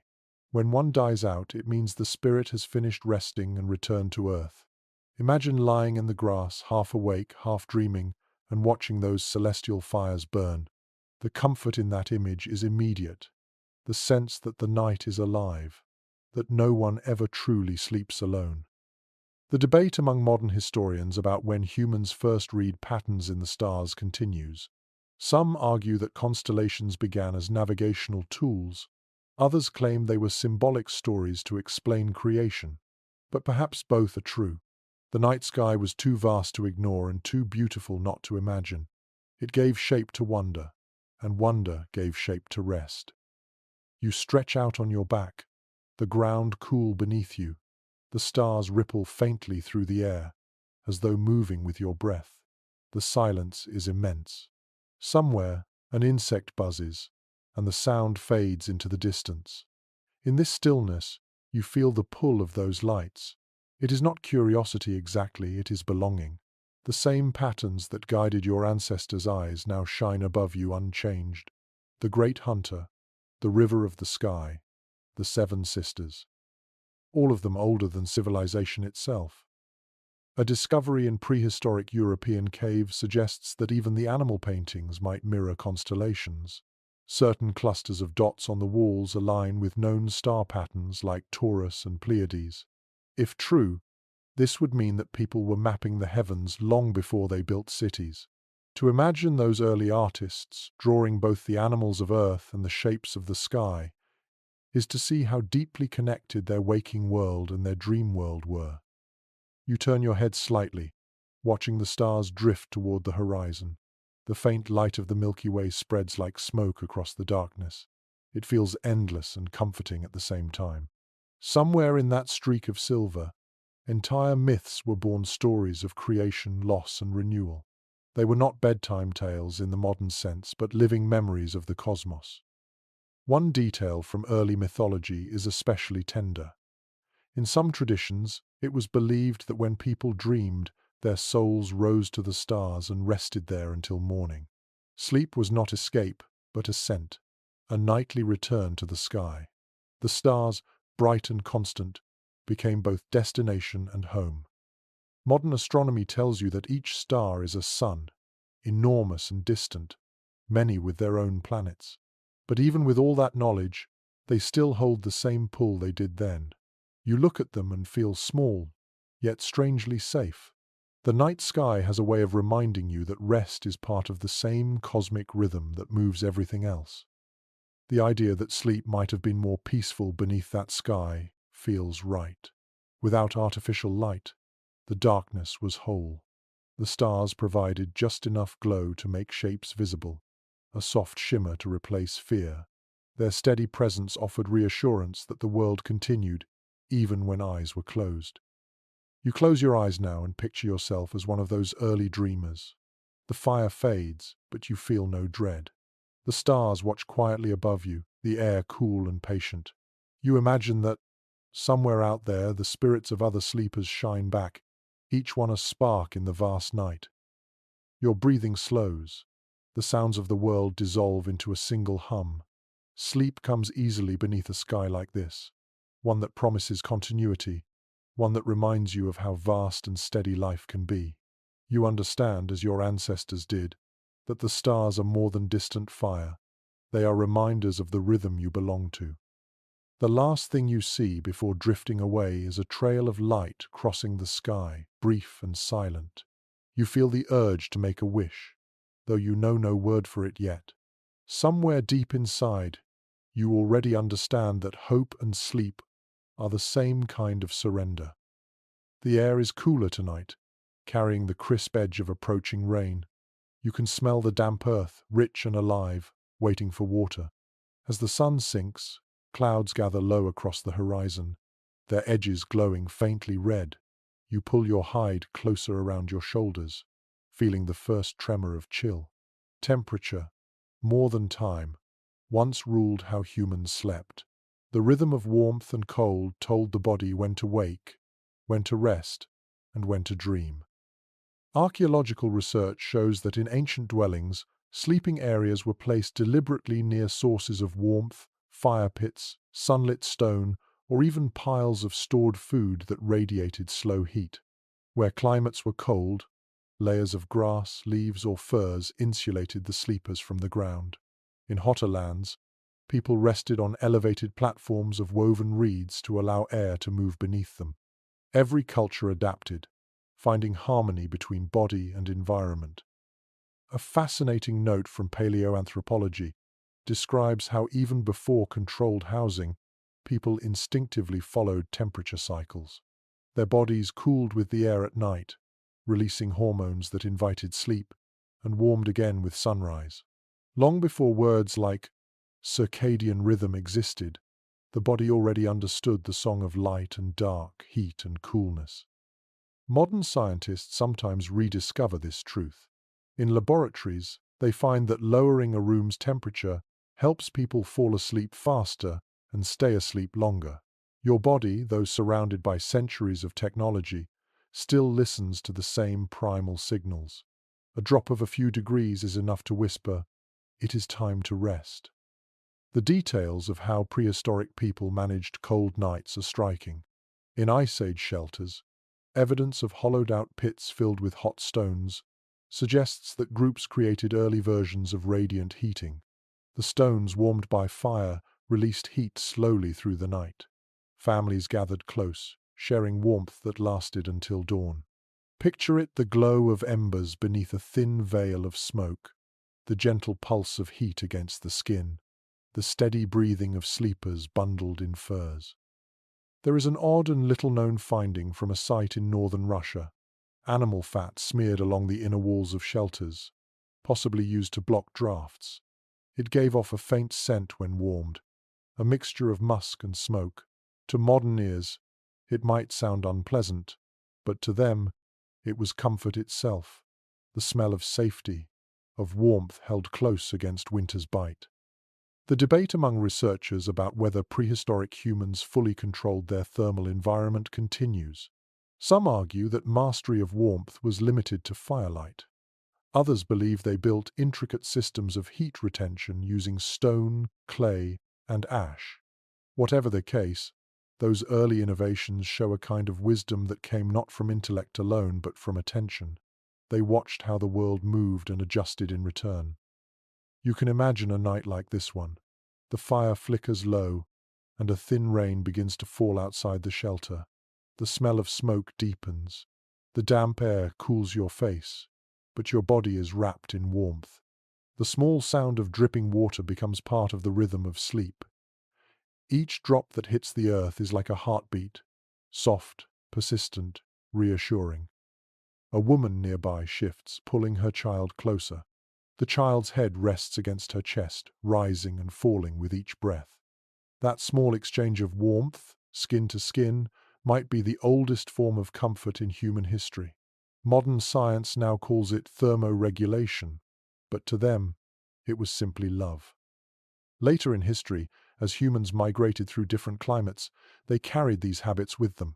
In tropical lands, people built shelters that breathed, walls of palm and grass that released heat into the night. In frozen valleys, they built mounds of snow or earth to trap warmth. Everywhere, the goal was the same: to match the rhythm of the body to the rhythm of the world. You lie back, eyes closed, feeling how your own body still remembers this wisdom. The cooler air on your face, the warmth beneath the blanket, the soft sound of the rain outside, it all speaks to something older than reason. You do not need silence or perfect stillness to rest. You need only balance. The gentle difference between cool and warm is enough to rock you into dreams. One anthropologist once remarked that prehistoric sleep was probably far more aligned with weather than with time. Storms brought earlier rest. Heat delayed it. The body obeyed what it felt, not what it planned. Perhaps that is why insomnia is so common now. You live in rooms where temperature never changes, where the body forgets how to read the sky. The rain grows steadier, tapping lightly on stone and leaf. The sound wraps around you like a melody. You breathe slowly, your body loosening as it cools. The fire's glow dances through your closed eyelids, a faint orange rhythm. You understand now that warmth is not a luxury but a conversation, a way of listening to the world through your skin. Sleep begins to arrive, not suddenly but like mist creeping over water. The air is cold on your face, the blanket warm against your chest. You feel the pull between the two, a perfect balance that quiets everything inside you. This was how the ancients rested, guided not by clocks or noise, but by the living touch of the earth. The rain has passed. The night air feels washed clean, and a faint mist lingers close to the ground. You can smell wet wood, smoke, and the faint sweetness of crushed plants. The fire crackles softly again, its warmth steady and calm. Around it, the group settles into rest. Tonight, you are not sleeping alone, but within a circle of quiet voices, slow laughter, and shared stillness. This is what it means to sleep together in the oldest sense of the word. Archaeological evidence from early communal dwellings shows that people often slept side by side in large open spaces. In some excavated huts and caves, impressions in the soil form wide patches rather than individual spots, suggesting that several bodies rested close together. There were no separate bedrooms, no private corners. Sleep was a shared experience, a nightly reminder that survival depended on each other. According to studies of traditional societies that still live close to nature, this way of resting persists. In communities from the Amazon to East Africa, families and even entire groups lie within arm's reach. Children fall asleep against their parents, elders hum softly, and the air fills with the warmth of shared breathing. The sense of belonging runs deeper than words. For ancient people, closeness at night was not just comfort, it was protection. An observation made by cultural researchers notes that these sleeping arrangements also reinforced social bonds. By lying together, people maintained contact and trust. Arguments softened, fear eased, and affection renewed itself through the simple act of being near. A group that slept well together woke strong. Perhaps that is why human touch remains so calming, why the warmth of another heartbeat still quiets anxiety in your modern life. The question of when humans began to value privacy in sleep divides historians. Some suggest it happened with agriculture and permanent homes, when walls created new forms of separation. Others believe the shift came much later, with industrial life and the rise of individuality. Whatever its origin, solitude in rest was once unthinkable. To sleep apart from the group would have been dangerous and profoundly lonely. You glance around at the circle of faces glowing faintly in the light of the fire. Some are already asleep, others half awake, murmuring. The sound is gentle, like water flowing over stones. A mother strokes her child's hair. An elder adjusts his cloak, sighs, and closes his eyes. The rhythm of all this movement feels deeply human, as if the entire camp breathes together. A remarkable finding from early hearth sites in Siberia suggests that people arranged fires not in the center, but slightly off to one side of sleeping areas. This allowed light and warmth to reach everyone equally. Even the layout of the night reflected fairness and care. The fire was not for one person, but for all. You lie down again, your head resting on folded cloth, the ground soft beneath you. The faint warmth of those beside you spreads like invisible sunlight. You can hear a low hum, a half-remembered melody someone starts to sing. The tune carries no words, only tone and rhythm, yet it holds meaning. It is a sound of safety, a signal that it is time to rest. Modern researchers studying sleep patterns among groups living communally have found that when people share space, their heart rates often slow together. The presence of others calms the nervous system. Even unconscious, the body feels connection and lets go of vigilance. This ancient pattern still lingers within you, though the walls of modern life have hidden it. Imagine falling asleep like that, wrapped not only in warmth but in the sound of others breathing, the faint vibration of shared life all around you. It is not crowded, it is peaceful. The night feels whole because everyone is part of it. You begin to understand that rest was never only a physical need, it was also a social ritual. Each night reaffirmed the group's unity. Each morning proved it had held. Sleep was not solitude but belonging. In that closeness, dreams themselves may have intertwined, shared in fragments by those sleeping shoulder to shoulder. There is an unusual piece of evidence from the earliest villages that suggests some groups created sleeping mats large enough for several people, woven from reeds and tied with vines. These mats were repaired often, not discarded, as though they held sentimental value. They were not objects, but symbols of togetherness, touched by hundreds of hands and thousands of nights. You look toward the fire again. The flames have burned low, flickering in slow rhythm. Shadows move across faces, peaceful and unguarded. A faint snore rises, then fades.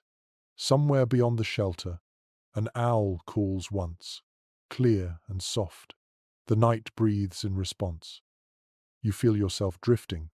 The warmth of the group holds you steady, and the sound of their rest carries you towards sleep. The firelight wavers behind your eyelids, painting slow patterns of red and gold. You think briefly of your modern bed, the quiet room, the isolation you have grown used to, and you realize how different this is. Here, you belong entirely to something larger than yourself. The hum continues for a few moments more, then fades. The camp becomes silent except for the soft whisper of wind through the grass. Your breath joins the others, part of the same slow tide. Sleep comes easily, carrying with it the old comfort of shared life. The first color of dawn touches the horizon, soft pink melting into gray. You stir, not from an alarm, but from light itself. The air feels different now, carrying that fragile balance between night and day. The fire is a pile of faintly smoking embers, the last warmth of darkness disappearing into morning. Around you, others are beginning to wake too, stretching, yawning, and rubbing their eyes. No one rushes. The rising sun dictates the rhythm. Before the invention of clocks or schedules, light was the world's only measure of time. People rose when the sky brightened and rested when it dimmed. The coming of dawn was not simply the start of a new day, but a slow unfolding of color, sound, and scent. The light moved across the land like a whisper, touching faces, stones, and leaves in the same steady order. Archaeologists studying prehistoric settlements have found that sleeping areas were often oriented toward the east. Openings in caves or huts allowed the first light to reach sleepers' faces. This natural awakening was gentle, biological, and perfectly tuned to the body's internal rhythm. The hormone melatonin faded as light touched the eyes, and wakefulness returned without the shock of noise. The day arrived softly, and the body trusted it. A particularly beautiful finding from early coastal sites shows that people sometimes greeted the sunrise together. Charcoal circles suggest morning fires, likely used to warm food while watching the horizon. To wake as a group, facing the same light, was both practical and sacred. Dawn reminded them that the world was still kind enough to return. Scholars of ancient myth note how many early religions revered dawn as a spirit of renewal. To wake was not a duty but a miracle. Each sunrise meant the darkness had once again released its hold. For those who slept under the open sky, the boundary between sleeping and waking was more spiritual than physical. They did not start their day, they were simply carried into it. You sit up now and watch as the mist lifts from the grass. The color of everything changes by the second gray to blue, blue to gold. The air smells like earth and fire mixed with dew. Somewhere nearby, someone laughs softly, a sound so gentle it feels like part of the morning itself. The night's tension has vanished. The world feels washed clean. Modern research confirms what your ancestors already knew. Natural light helps align the human body with its environment. The first rays of sunlight reset the internal clock, stabilize mood, and improve rest. The rhythm of light and dark, embedded over millions of years, remains unchanged in your genes. You can bury yourself in screens and electricity, but your body still waits for the color of dawn to remind it how to live. A curious observation recorded by early travelers describes how nomadic groups often paused at sunrise for quiet reflection. They did not pray in words, but they sat still, facing the light, until the warmth reached them. This silence was their meditation. They needed no ritual, no doctrine, only the certainty that the sun would rise again. You close your eyes for a moment and feel the sunlight on your skin. It seeps slowly into you, warming muscles and bones, waking the heart more gently than any sound could. Around you, the others begin to move, gathering tools, stretching limbs, greeting the day with quiet voices. You notice how naturally everything happens. No command, no schedule, only rhythm. Historians often point out that in ancient societies, the pace of the morning was slower. People began with small tasks, rekindling the fire, sharing food, tending children. The body needed time to cross the bridge from rest to wakefulness. It was an act of respect toward nature, to align with the light rather than to race it. You look toward the east and think about how far the human relationship with morning has drifted. The sun still rises, but few notice its color now. Most people wake to noise and urgency, blinds pulled tight against the sky. Yet the same light still carries the promise of calm, waiting quietly behind the window. A small but telling clue from early agriculture shows that people tracked the sun not only for crops but for mood. Seasonal migrations often followed the length of daylight. When days shortened, they rested more. When they grew long, they worked longer. Their lives expanded and contracted with the light, like breathing. You reach out and stir the ashes of the fire with a stick. A few embers glow again, small and patient. You blow softly, and they flare orange, ready to begin another day. The act feels familiar, like shaking hands with the morning itself. The group begins to share food grains, fruit, bits of dried meat. The fire pops gently, and thin smoke curls into the light. Everyone eats in silence for a moment, still half within their dreams. You realize how natural this feels, how different from the abrupt mornings of your world. Here, waking is an art. The sun climbs higher, and the mist dissolves completely. The warmth spreads through the camp, touching every surface, drying dew and drawing out scent from the grass. You take a deep breath, filling your lungs with air that smells like new beginnings.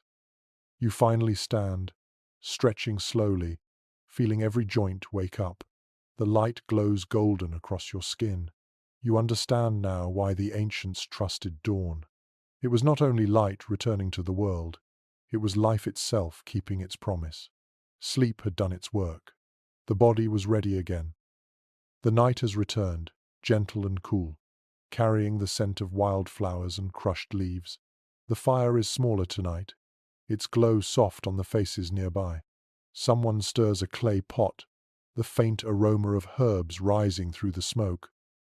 The air tastes slightly bitter, almost sweet, and you realize that this is not food, it is medicine for sleep.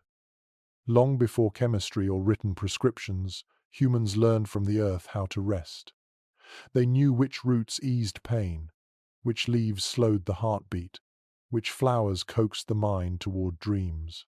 According to evidence from early burial sites and preserved tools, traces of plants like valerian, poppy, and chamomile have been found near sleeping areas. These were not random herbs. They were the first lullabies, whispered in scent and taste. One anthropological account describes how prehistoric people often gathered plants by moonlight, believing that their power peaked when the world was quiet. Women and elders carried woven baskets filled with roots and blossoms, drying them by the fire or crushing them into pastes. These mixtures were burned, brewed, or chewed before rest. The knowledge passed from one generation to another, long before writing could record it. Modern scientists examining ancient residues on pottery have confirmed that some of these early concoctions contained mild sedatives. The combination of plant smoke and ritual breathing likely slowed the nervous system. In that sense, your ancestors practiced pharmacology guided only by intuition and attention. The body told them what worked, and they listened. A rare but fascinating finding from a cave in Central Asia reveals traces of blue lotus pollen in sleeping chambers. The flower, sacred in later Egyptian and Indian cultures, was known for its calming properties and its ability to induce vivid dreams. To imagine that same scent floating through a dark cave, mingling with smoke and song, is to glimpse the first human pursuit of conscious dreaming. There is still uncertainty among researchers about whether these plants were used mainly for healing or for exploring altered states. Some suggest they were tools for spirituality, others for simple comfort. What remains clear is that the line between medicine and ritual was thin. To them, sleep was not only rest but a doorway, and certain plants held the key. You picture the scene. A group gathers quietly as night deepens. Someone grinds dried leaves with a stone, the rhythmic sound blending with the crackle of fire. Another pours water into a clay cup and places it near the flame. The air fills with fragrance, earthy, floral, faintly sweet. The first person to drink closes their eyes, exhales slowly, and smiles. Within minutes, the conversation softens into murmurs. The use of scent and flavor in these ancient rituals reveals something deeply human. Even now, you seek calm through similar means. The smell of tea, the aroma of candles, the comfort of a warm drink before bed. These gestures are old, almost instinctive, echoes of the same desire to invite rest gently rather than force it. A peculiar note from ethnobotanical studies tells of tribes that believed certain plants had spirits that guarded sleepers. They would hang bundles of herbs above sleeping spaces, so the scent would drift downward through the night. To modern eyes, this looks like decoration, but to them it was protection. The plants were companions, silent watchers of the dark. You lift the cup beside you and take a slow sip. The taste is sharp, grounding, then unexpectedly soft. The warmth moves through your chest, spreading outward. The tension in your shoulders begins to fade. Around you, the others are quiet. Faces turn toward the firelight. The world feels slower, heavier, and kind. Modern research has rediscovered what those early herbalists already knew. Substances like valerian root, lavender, and chamomile genuinely help the body relax. They lower heart rate, calm the mind, and prepare the senses for rest. You can almost imagine an unbroken thread connecting the stone tools grinding herbs to the glass teacup on a modern nightstand, thousands of years apart, yet serving the same need to ease the passage into dreams. You breathe deeply, and the scent of smoke and flowers fills your lungs. The sound of the wind outside becomes distant, almost musical. Someone hums softly, a tone that wavers like the flame. It feels natural, this blending of plant and sound, body and spirit. You realize that sleep was never purely physical. It was always a form of surrender, guided by small rituals that reminded the body it was safe to let go. Your eyelids grow heavy, and the fire begins to blur. The herbs have done their quiet work. The air feels thick with peace, a tapestry of scent, sound, and breath. The night stretches open, vast and welcoming. As you drift, the last thing you sense is the perfume of the plants curling upward into the stars. Somewhere in that fragrance, your ancestors sleep too, their dreams carried on the same invisible wind.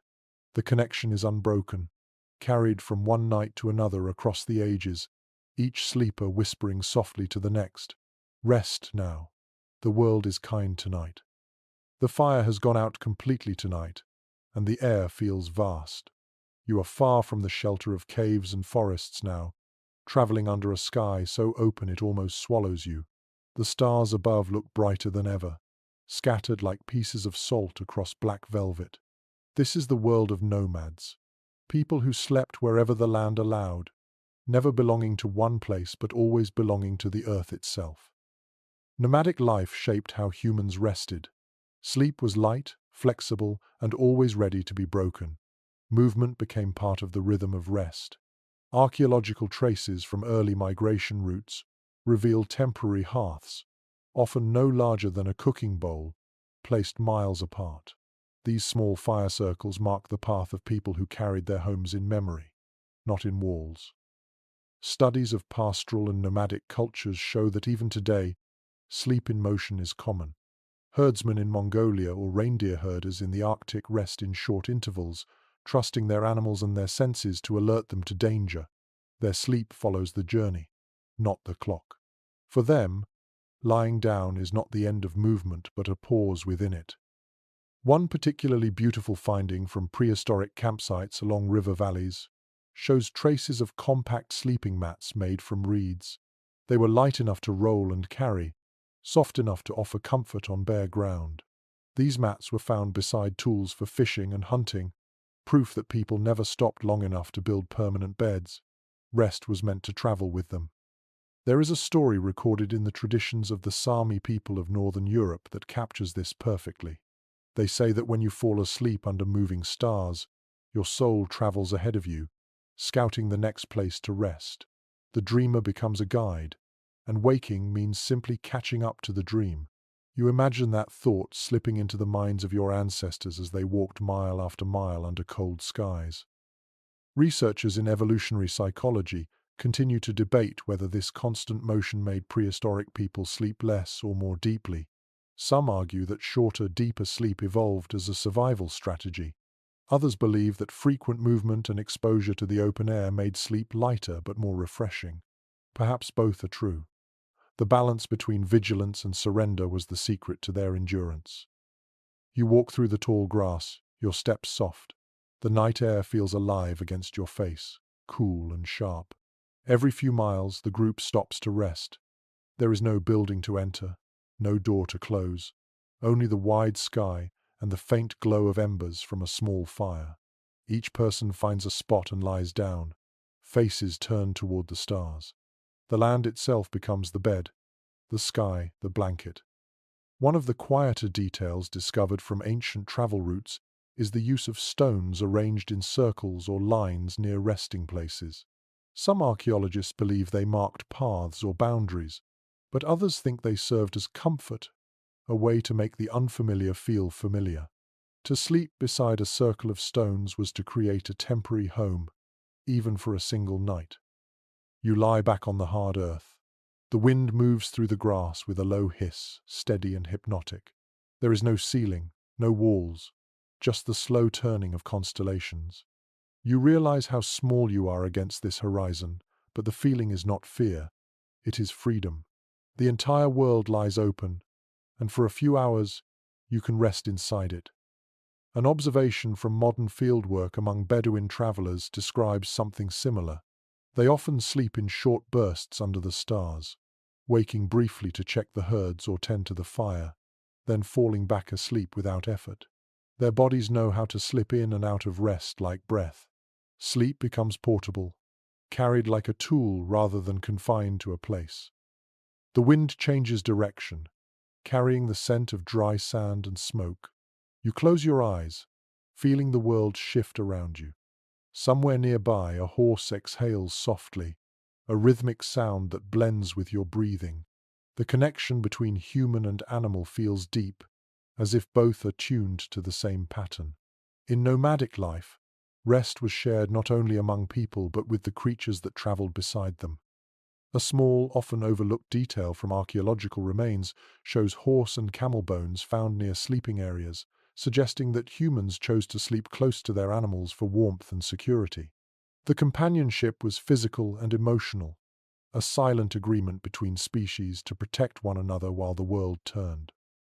The body adapts quickly to such simplicity. The absence of walls, of heavy blankets, of distraction, brings a kind of clarity. The cool air against the skin signals rest just as clearly as a bed does now. Sleep comes like a tide, rising and receding with the wind. You begin to drift, watching the stars shift slowly across the sky. The rhythm of movement continues even in stillness. The memory of walking carries into your breathing. The grass brushes against your arm. Somewhere in your mind, you are already traveling again, following the path your ancestors walked for thousands of years. As your eyes close, the world grows soft. The stars blur into faint silver lines. The land hums beneath you, quiet but alive. The night accepts you without question, without ownership. You belong nowhere, and that belonging feels perfect. Sleep arrives easily, carried on the same wind that will move you forward when morning comes. The horizon burns with morning light, and the land stretches far in every direction. You smell the faint sweetness of soil just turned by hand. This is a new kind of world, one your ancestors created when they stopped moving and began to stay. The nomads who once followed herds and seasons have settled beside rivers, planting seeds that tie them to a single place.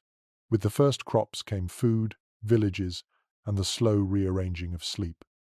Archaeological findings from early farming settlements in the Fertile Crescent reveal traces of organized houses with small separate rooms. For the first time, sleep took place behind walls.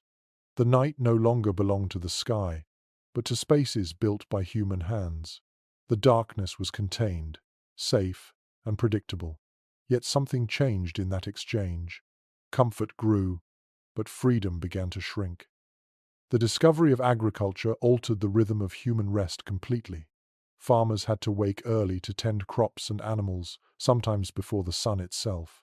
The flexible cycles of nomadic sleep tightened into schedules. Days filled with labor, nights shortened, and the body began to resist its own instincts. You can almost feel the weight of that discipline settling into your bones as you watch the fields move in the wind. A particularly revealing set of studies from ancient Mesopotamian tablets shows early references to waking before dawn for work and offering prayers to ensure productivity. Sleep became tied to duty, not to rhythm. What had once been a natural surrender turned into something to manage, a task that competed with the needs of harvest and survival. One strange but poignant discovery from Egyptian tomb paintings shows servants fanning sleeping nobles while the rest of the workers labored under the sun. The privilege of rest was no longer shared equally. In the beginning, everyone slept together under the same sky. But now social class reached even into the world of dreams. Historians still discuss whether agriculture improved human rest or fractured it. Some argue that stable shelter and consistent food gave the body peace unknown to the hunter. Others believe that fixed routines and longer workdays shortened both sleep and imagination. The debate remains open, but one truth is clear: the night was no longer free. You walk between rows of tall grain, the stalks whispering as they sway. The sound is steady, rhythmic, a reminder of how many hands have shaped this field. The sun rises higher, and the workers begin their long day. For them, sleep is earned, not granted. It comes at the end of exhaustion, when every muscle demands release. There is no more waking in the middle of the night to watch the stars or talk to the moon. The rhythm of crops and tools has replaced the rhythm of sky and body. An unusual note from early agrarian villages reveals that families began sleeping separately according to role. The men closest to the livestock, the women and children near the hearth, and the elders in quieter corners. The communal harmony of ancient nights fractured into patterns of labor. Even in rest, each person carried their task. You kneel to touch the soil. It is warm now, soft from endless use. Beneath your hand, the ground holds the memory of seeds. It also holds the beginning of something else: anxiety. To farm meant to plan, to worry about drought or insects, to count the days and the harvest. Sleep, once a matter of trust, became a space haunted by thought. The mind no longer rested when the body did. Modern sleep studies often point to this transition as the beginning of insomnia. When humans began controlling time through farming calendars and routines, they also began resisting their natural rhythms. The sun, once the only clock, now shared its power with obligation. The first dreams of harvest were soon joined by the first restless nights. You stand and look toward the village. The smoke of cooking fires curls upward. Children laugh nearby, their voices light against the hum of labor. Even here, beauty survives.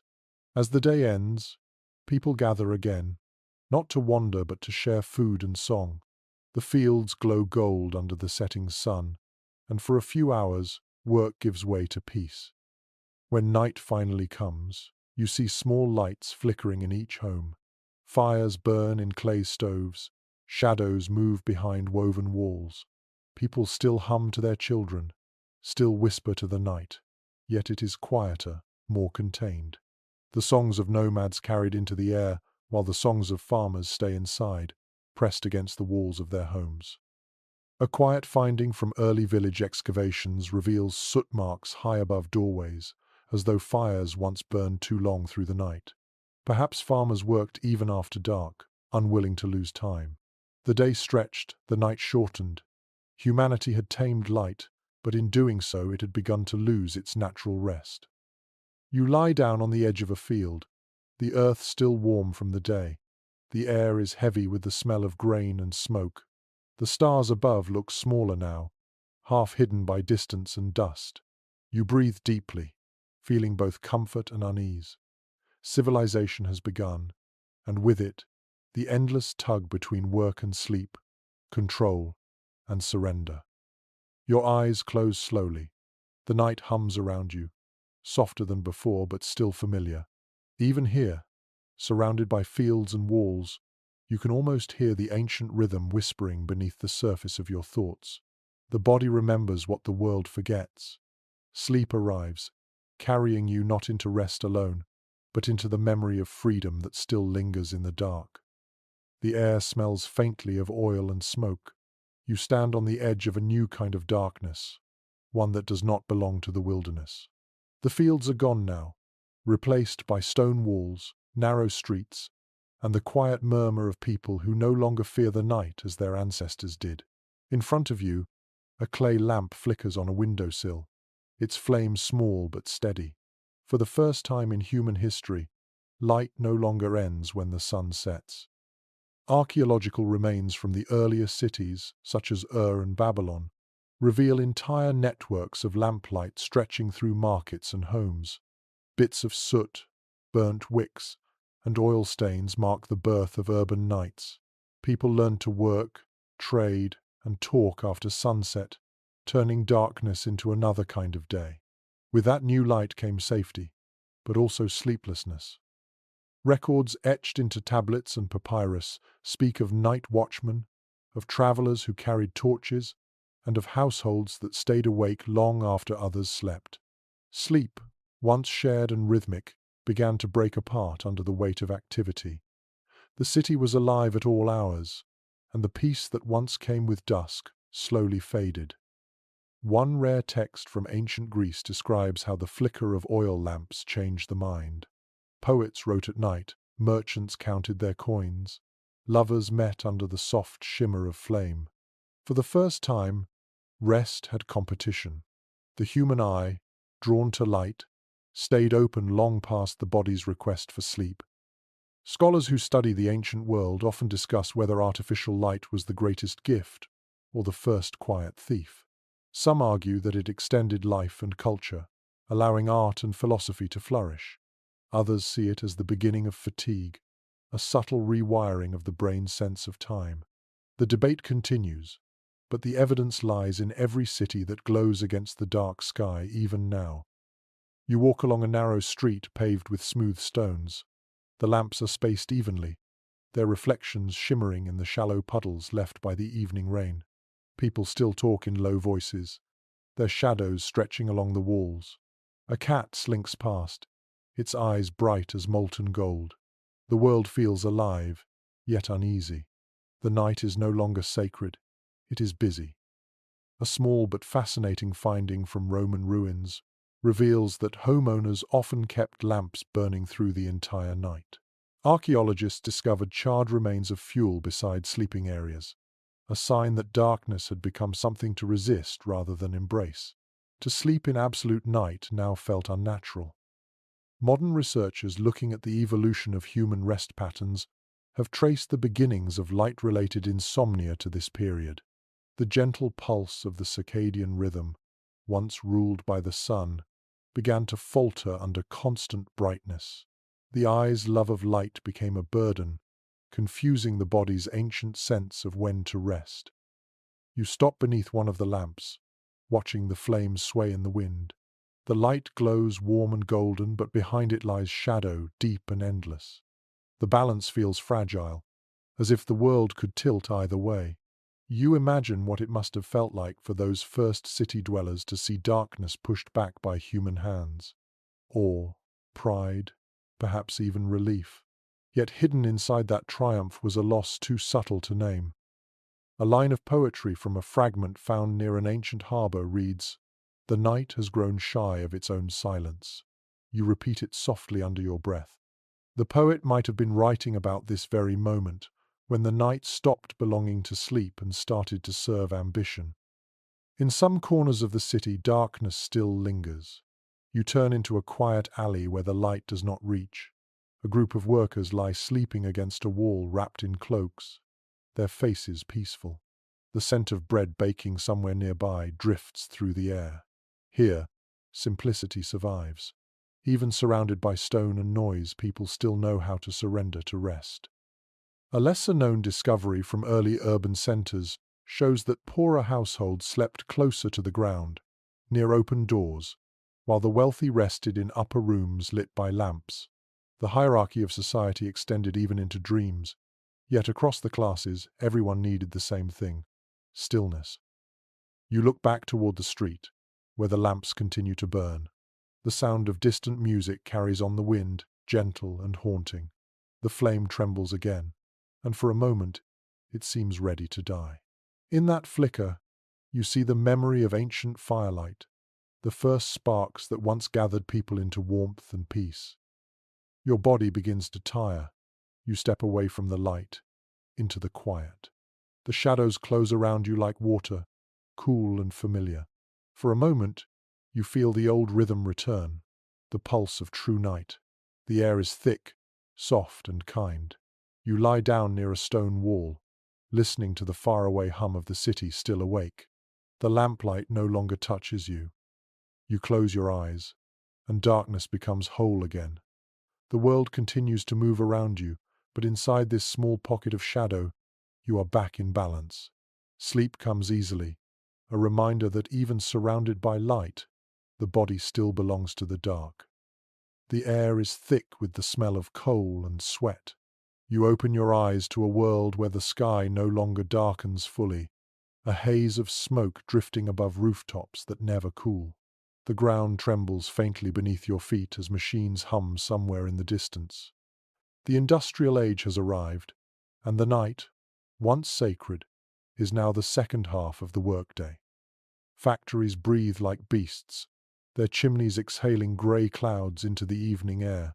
Streets glow with gas lamps, and the sound of footsteps never ends. Humanity has learned to fight the rhythm of the planet. The cycle of sleep that once followed the sun is now ruled by shift bells and whistles. Historical records from the 19th century describe how workers slept in fragments, catching a few hours between long shifts.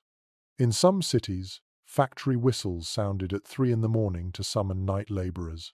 Rest became rationed, divided into scraps. Families rarely slept together anymore. Some members worked while others dreamed, trading hours like currency. Letters from this period tell of exhaustion woven into everyday life. One woman wrote of her husband who returned from the mill before dawn, his clothes dusted with soot, his hands trembling. He would sleep for 2 hours on a kitchen bench before leaving again. She wrote that he dreamed of light, but she suspected it was the light of furnaces, not the sun. Scholars looking back at this age often call it the moment when humans began to lose their natural nights. Gas lamps spread through cities first, then electricity followed. The invention of constant light transformed not only streets but minds. The line between day and night blurred until it vanished. Evidence from early sleep studies conducted in the late 1800s shows that city dwellers averaged barely 5 hours of rest each night, far less than the farmers and herders before them. The hum of machinery, the clatter of carriages, and the glare of light made darkness impossible. The world had become restless, awake against its own nature. A forgotten account from a London physician describes how insomnia began to appear regularly among patients for the first time. He called it the new sickness of the city. People complained of hearts that raced when they tried to rest, minds that refused to quiet. Even sleep had become part of the price of progress. The debate among thinkers of that time was fierce. Some saw sleeplessness as weakness, an inability to adapt to modern life. Others mourned it as a spiritual loss. One writer claimed that the stars themselves had been driven from human thought by factory smoke and lamplight. You can imagine him standing in a narrow street, looking up at a sky where nothing sparkled anymore. You walk now through that same kind of city. The streets shimmer with wet cobblestones. A train whistle echoes faintly in the distance. Inside a nearby building, hundreds of small lights glow behind grimy windows. Workers move like shadows across them, faces pale, eyes heavy. They will sleep at dawn, if at all. Modern historians often reflect on how industrial schedules reshaped not just rest but imagination. Dream time shortened. Creativity began to follow the clock. The sense of slow drifting that once nurtured thought and story was replaced by fatigue. Dreams turned practical, repetitive, mechanical like the world itself. You stop beside a narrow alley and notice a worker slumped against a wall, fast asleep sitting up, his hand still clutching a wrench. The flicker of a nearby gas lamp lights his face. It is the sleep of absolute exhaustion, deep but not peaceful. You wonder if his body remembers the old rhythm, the one that followed the wind and stars, or if that memory has already faded. There is a sound that fills the industrial night, the endless hum. Machines, wheels, voices, and footsteps blend into a single, low vibration that never stops. For people of that time, silence became rare, even frightening. The hum meant work, but it also meant safety, a promise that the world was still moving. Without it, the dark would feel too empty. A curious record from a textile mill in Manchester mentions that some workers sang softly to themselves as they fell asleep in the dormitories. The songs were slow, circular, repetitive. Perhaps they were reminders of older lullabies, fragments of comfort kept alive amid the noise. You walk away from the lamps and smoke until the streets grow quieter. A faint breeze moves through the air, carrying the scent of rain and iron. The city murmurs behind you. For the first time in hours, you hear something else, the sound of your own heartbeat. It feels strange, unfamiliar, but grounding. You lie down near the edge of a small park, the grass damp beneath your hands. The light from the city glows faintly above the trees, a pale orange dome against the night. You can no longer see the stars, but you know they are there, waiting. The air feels heavy yet calm. Your eyelids close slowly. Sleep arrives not as peace but as mercy. It feels earned, fragile, and fleeting. The hum of the city fades into a dull echo, replaced by the rhythm of your breath. For a few hours, even in this restless world, you find stillness. In that quiet, you can almost hear what the machines have forgotten, the sound of true night, the silence that once held all of humanity. The century turns, and the world brightens again. The hum of factories is now joined by something new. Electricity humming through wires, lighting up streets, homes, and every corner of the human world. You stand beneath a sky that glows faintly blue even at midnight, the stars pale and distant behind a veil of modern light. The darkness that once ruled the earth has retreated, and with it, the deep, natural sleep that once ruled the human body. Historians call this the Age of Illumination. It began with wonder. Cities celebrated the power to banish the night. In 1880, crowds gathered in New York and Paris to watch streets flare to life as electric bulbs replaced flame. The world gasped at the beauty of endless light. No one could have guessed that this victory would become one of humanity's quietest losses. Researchers studying historical records have traced how sleep patterns began to shift dramatically within just a few generations. With light available at all hours, people stayed awake longer, worked later, and began to ignore the rhythm of sunset and dawn. By the early 1900s, diaries and letters describe a strange new fatigue, an exhaustion that no amount of rest seemed to cure. A revealing set of experiments in the early 20th century found that electric light suppresses the body's natural production of melatonin, the hormone that tells the brain it is night. The body, confused by constant brightness, stopped trusting the sky. The human clock began to break. You look around and see how the new light changed everything. The glow of bulbs spills through windows, across sidewalks, into bedrooms. People gather in cafes at midnight, reading, talking, working. The night no longer feels mysterious or vast, it feels manageable, something to be conquered. And yet, beneath that confidence, you sense a quiet unrest. One forgotten letter from a factory electrician describes the paradox perfectly. He wrote that the city at night looked beautiful, almost holy, but that his own sleep had vanished. He said the lights followed him even when he closed his eyes, burning behind his eyelids like ghosts. Modern scholars often debate whether electricity truly marked the end of natural human rest, or simply accelerated a process already underway.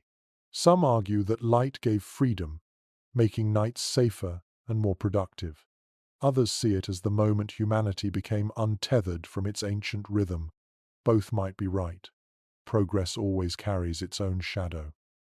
You walk through a neighborhood glowing with soft electric light. The lamps are steady, not flickering like flame. The shadows have sharp edges now, no longer gentle or alive. Windows gleam with cold white rectangles, the reflections of early televisions and machines. The quiet intimacy of firelight is gone. The street is not dangerous, but it feels lonely. In this bright night, no one seems to sleep. You pass open windows and hear typewriters clicking, radios murmuring, people laughing at hours when the body should be dreaming. The night has become a mirror of the day. A curious scientific observation from this period reveals how artificial light lengthened the average waking time by nearly 2 hours each day. At first it seemed a triumph: more time to live, more time to think. Yet soon, reports of fatigue, irritability, and sleeplessness filled medical journals. The modern world was awake, but not alive in the same way. You stop in front of a store window displaying the latest bulbs, their glass bodies shaped like teardrops. The sign reads, "Brighter, longer, better." The slogan feels strangely prophetic. Humanity had learned how to light every corner of existence but forgotten how to rest in the dark. You imagine the Earth from above now, a sphere of gold and white lights spreading across continents, pulsing like a heartbeat. Satellites capture it, the planet glowing even when it should be sleeping. It is beautiful, but it looks tired. You sit on a low step beside a lamppost and look up at the sky. The light hides most of the stars, but a few still manage to pierce through. You focus on one, barely visible, and feel an ache of recognition. Somewhere deep inside you, a very old part of the mind still yearns for complete darkness. The kind of darkness that held silence, that let the brain reset, that taught the body to dream deeply. A modern neuroscientist once wrote that the human brain needs darkness as much as it needs air. Without it, dreams lose their depth, and the mind begins to forget how to repair itself. You think of that now, as the lamplight spills across your face. It is not dangerous, but it feels heavy. The light has weight. You close your eyes, but the glow remains behind your lids. The hum of the wires vibrates faintly through the air. Somewhere in the distance, a train whistles. The city never fully stops. You feel the pull of sleep, but it hesitates, uncertain. Eventually, fatigue wins. You lean back against the cold stone, your body folding into rest. The light is still there, pressing gently against you, but your mind drifts past it, searching for something older and quieter. In your dream, the lamps go out one by one, and the stars return, bright and endless. For a moment, the world feels whole again. The light that once felt like triumph now hums around you endlessly. It spills through every window, hums across wires, and pulses faintly in the night air. Humanity has entered the age of science and measurement. People no longer wonder why they sleep. They test it. Sleep has become a subject of laboratories, charts, and electrodes, a mystery dissected by machines. In the mid-20th century, researchers began wiring sleeping volunteers to strange devices that traced their dreams as lines on paper. This was the birth of modern sleep science, the moment when humanity started to look inward, asking what rest truly means. They discovered the stages of sleep, the cycles of dreams, the electric waves of the brain. The quiet mystery of night had turned into data. These early studies revealed something astonishing. During deep sleep, the body repairs itself, building strength, balancing hormones, and restoring memory. During dreaming, the mind untangles emotion, finding peace in its own stories. People began to understand what ancient instincts already knew, that sleep is not idleness but work of the gentlest kind. One finding from the 1,950 seconds changed everything. Scientists noticed that the brain was not still at all during dreaming. It flickered with activity, eyes moving rapidly beneath closed lids. They called it REM, rapid eye movement, and realized that dreaming was an active state of consciousness. The old belief that sleep was simple rest dissolved. The night became a landscape of motion again. A small but fascinating note from those early experiments tells of a man who was asked to signal from within his dream by moving his eyes in a pattern they could record. He succeeded. For the first time, someone had spoken from a dream without waking. That fragile connection between the conscious and unconscious world, once preserved in myths, now had proof. Yet, as science explored the night, the modern world kept forgetting how to live inside it. Artificial light continued to stretch days longer. Work hours grew unpredictable. Sleep was studied, yet increasingly neglected. People learned what it was for but forgot how to surrender to it. Knowledge replaced instinct, and comfort became a problem to be solved. Researchers in recent decades have shown that modern humans sleep nearly 2 hours less per night than those who lived only a century ago. The reasons are everywhere: electric light, noise, digital screens, constant communication. The body still carries the rhythm of the ancestors, but the world around it moves to a faster beat. A curious phrase began to appear in medical papers: sleep debt. As if rest had turned into currency, something borrowed, lost, and rarely repaid. The very word sounds mechanical, as though the softness of night had been replaced by the vocabulary of banks and machines. You can almost feel the irony of its science, explaining precisely what humans have been breaking with precision. You imagine standing inside one of those labs. The room glows faintly blue, cold and quiet. A person lies on a narrow bed, electrodes on their scalp, a machine beside them tracing waves of thought. Technicians whisper softly. They are measuring mystery, trying to catch the dream itself. Yet even surrounded by equipment, the sleeper's breathing still slows. Their body still drifts into the same ancient rhythm. The machines record, but they do not understand. Some researchers now argue that sleep's greatest purpose is emotional balance, not physical restoration. During dreams, they say, the brain processes fear and loss, organizing memory into story so the waking mind can continue.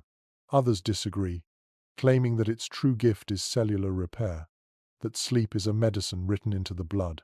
The arguments continue, but all agree on one truth: to sleep deeply is to heal. A lesser-known experiment in the 1,980 seconds kept volunteers awake for more than a week. Their speech faltered, their thoughts fractured, their emotions swung wildly. Some began to hallucinate. When they finally slept, their dreams arrived like floods, vivid, strange, full of light. The body and mind demanded balance, pulling them back toward the same darkness their ancestors once trusted without question. You walk outside now, leaving behind the hum of the lab and the white glow of machines. The night air feels heavy but real. Somewhere in the distance, you hear a faint wind moving through trees. The stars are still faint under the haze of electric light, but they are there. You think about how strange it is that humans have come so far only to circle back to what was always known. The perfect rest still requires the same things: darkness, quiet, rhythm, and trust. No invention can replace that. You sit down on a low bench and tilt your head back, closing your eyes. The noises of the modern world fade a little. The hum of a distant highway replaces the ocean. The flicker of a street lamp mimics the firelight, but the pattern is the same. The body begins to slow, breath deepens, and somewhere in the mind, the ancient lullaby of the earth begins again. Science may have mapped sleep, but its meaning still lies beyond measurement. It is the one place where every human, no matter the age or knowledge, meets the same silence. You breathe slowly and let that thought carry you.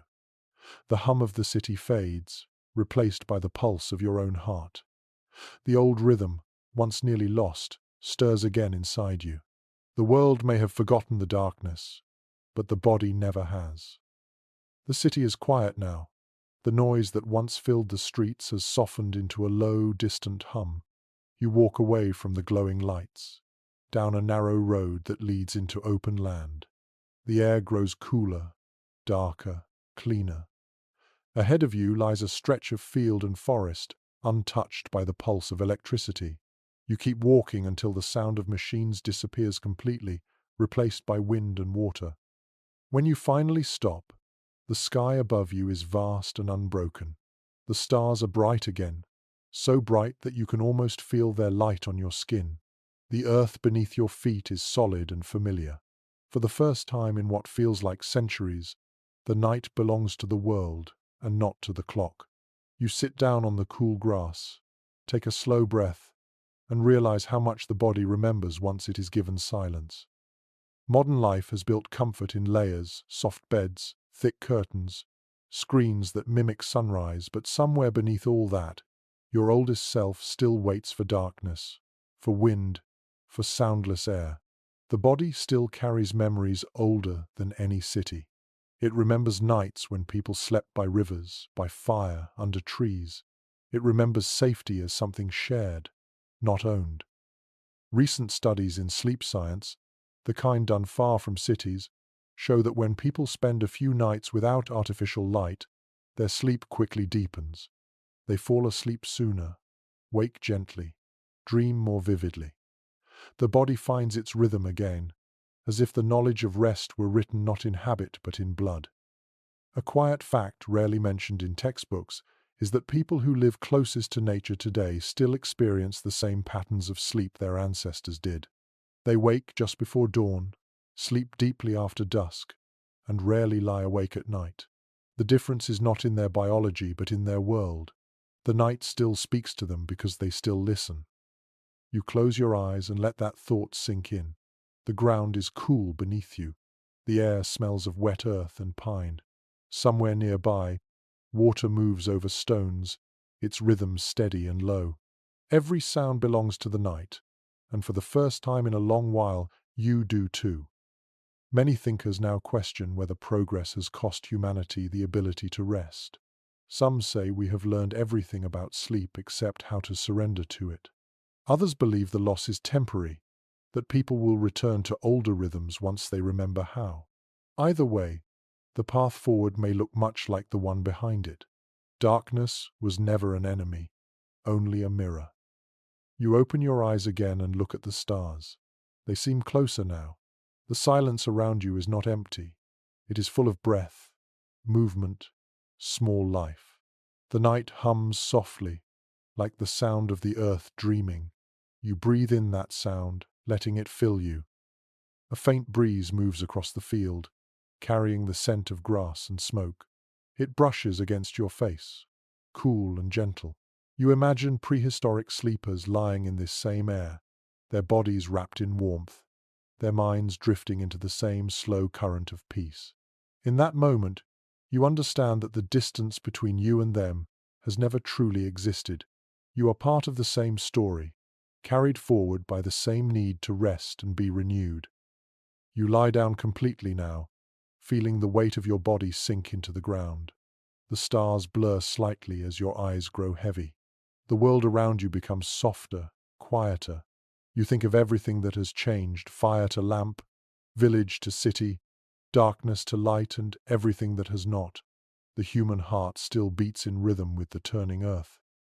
Sleep begins to rise through you like tide water, patient and sure. It moves through your limbs, across your chest, into your breathing. You let it take you. In this moment, there are no alarms, no wires, no blue screens glowing in the dark. There is only night, full and whole again, and the ancient peace that waits within it. You understand at last why prehistoric people slept better than modern ones. They did not conquer the night. They trusted it. You close your eyes completely. The stars remain behind your eyelids like small, steady fires. The wind settles. The silence deepens. Sleep comes easily now, deep and clean, like water returning to the sea. The night stretches out around you, wide and kind. The air has cooled further, wrapping your body in a soft hush. Every sound fades until only your breathing remains. You feel it move gently in and out, calm and unhurried. The muscles of your face loosen, your jaw unclenches, your shoulders sink into the ground. The stars above you seem to shimmer slower now, as though time itself has begun to soften. You imagine that each light in the sky is a quiet thought drifting away. You have followed this story across thousands of years, through firelight and moonlight, through cities and fields, through noise and silence. And now, you have come back to where it all began, the stillness that existed before the first spark, before the first wall, before the first word for sleep. You are lying in the same world your ancestors once trusted completely. The same air fills your lungs. The same earth holds your weight. Every heartbeat echoes the rhythm of the planet turning beneath you. The night is no longer something to resist. It is something to belong to. Let your thoughts drift now, soft as dust in a warm breeze. There is nowhere to go, nothing left to do. The world is safe in its turning, and you are safe in its care. The quiet folds around you like a blanket, cool and endless. In the space between one breath and the next, the story fades. What remains is silence, deeper than words, older than time.